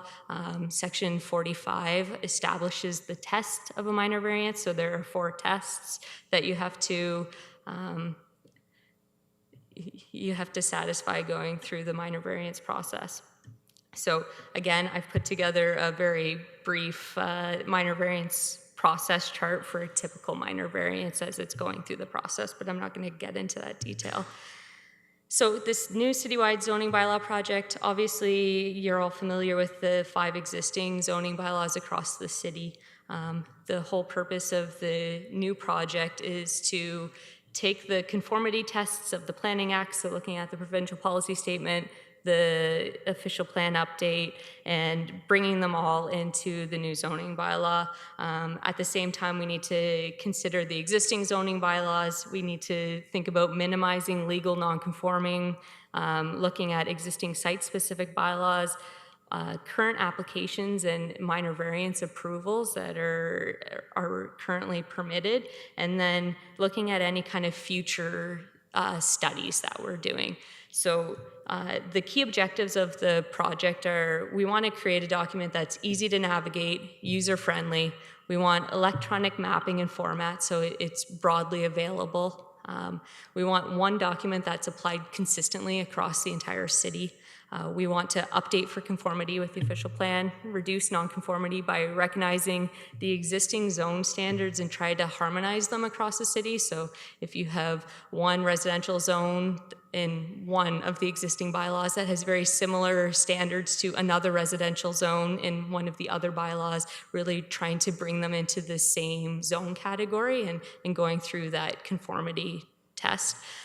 We want to provide transition clauses which allow active applications that are in the queue with the ability to move forward without creating a major hiccup in the planning process, because that's not the intent of creating this new zoning bylaw.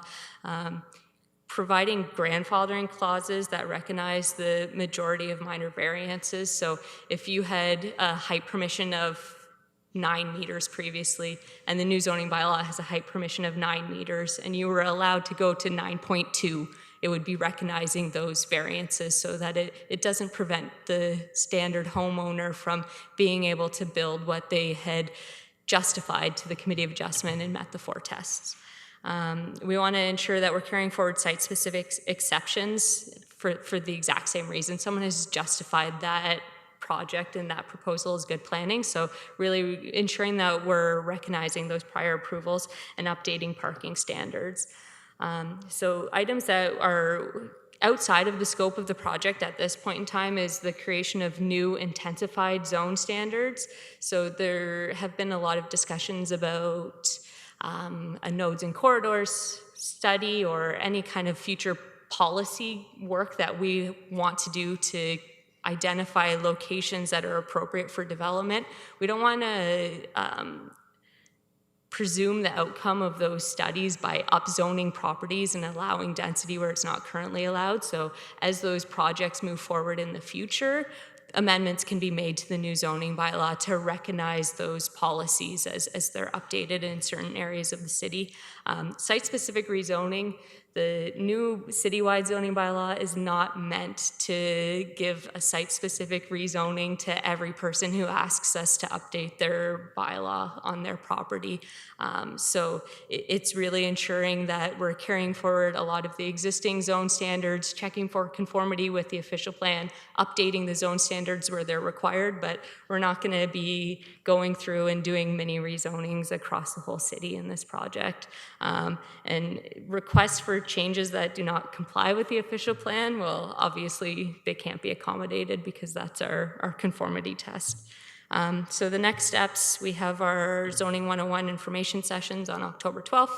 October 27th, we have an open house and a release of the first draft of the new citywide zoning bylaw. And then we're going to have further consultation on that first draft in November and December across the city. And if people are interested in project updates, we do have a dedicated email address and a project mailing list. So with that, I will open it up to questions. Thank you very much. Questions from the committee? Councillor Neal.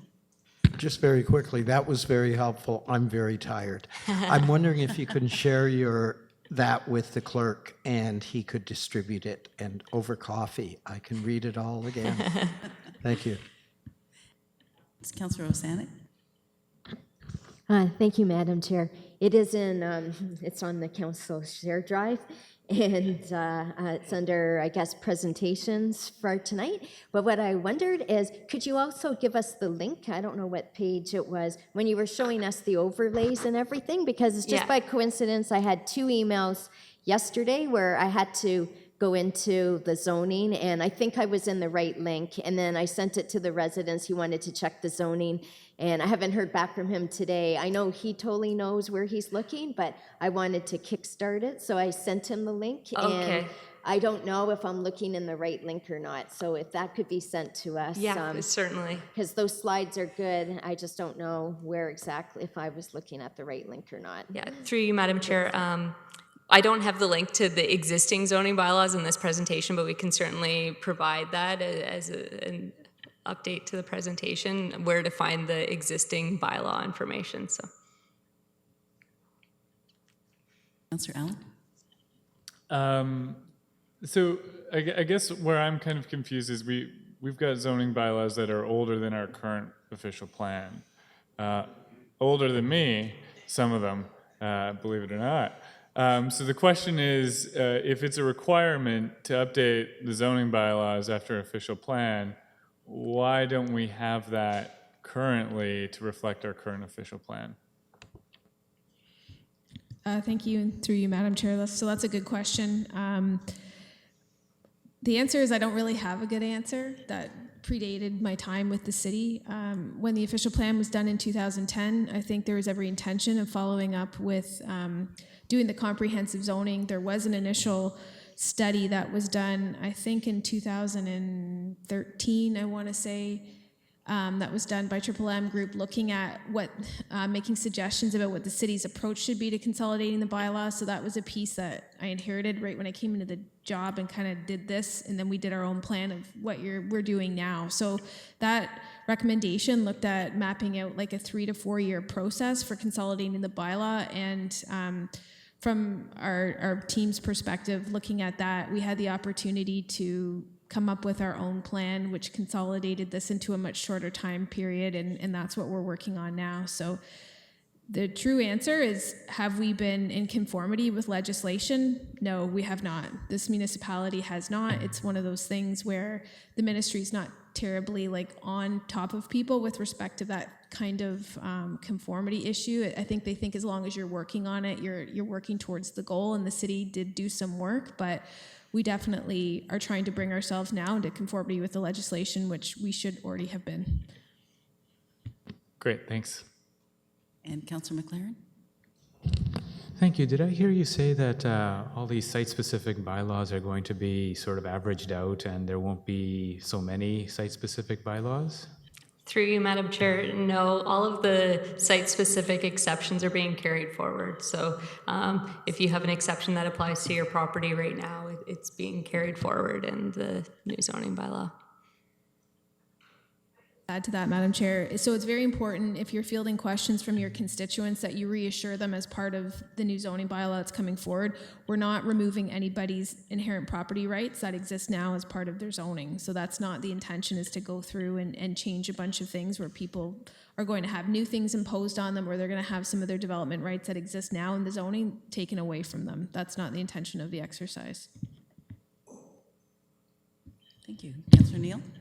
Just a quick comment on that. That's been one of my frustrations, is that so often, and I pointed this out, developers will come to us, and because our zoning, the applicable zoning bylaw doesn't necessarily comply with the new official plan, there's always been site-specific kind of cherry picking.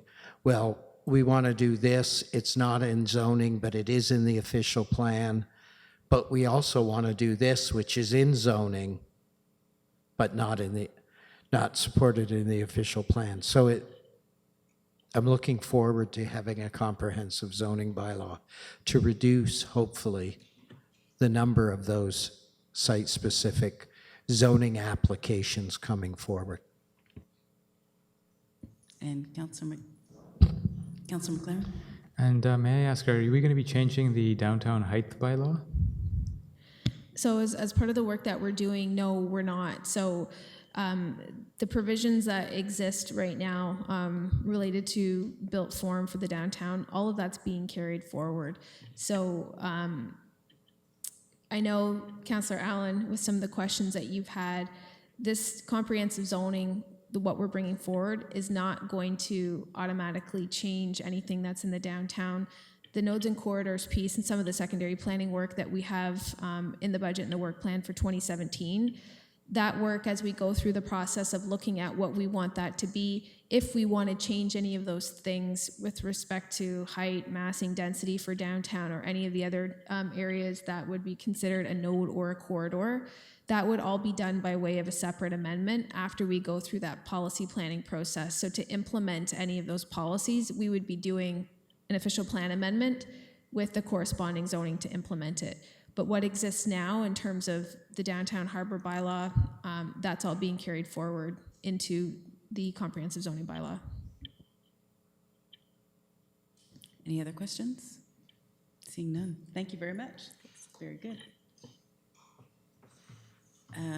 Business portion, application for zoning bylaw amendment, 99 Chatham Street. We have a recommendation moved by Councillor Allen, seconded by Councillor Neal. Comments? All those in favor? Thank you. That passes. And B is application for zoning bylaw amendment 1024 Cataraqui Woods Drive. the townhouse zoning. Councillor Allen, seconded by Councillor Turner. All those in favor? And that carries. Application for zoning bylaw amendment 256 Elmwood Street. Moved by Councillor Turner, seconded by Councillor Osanek. All those in favor? Thank you, that carries. And D was the information session that we just had that was very comprehensive. No motions, no notices of motion, other business. We had some correspondence. Next meeting, October 20th. Move to adjourn. Yes. Councillor Neal, seconded by Councillor Turner. All those in favor? Thank you. We're adjourned.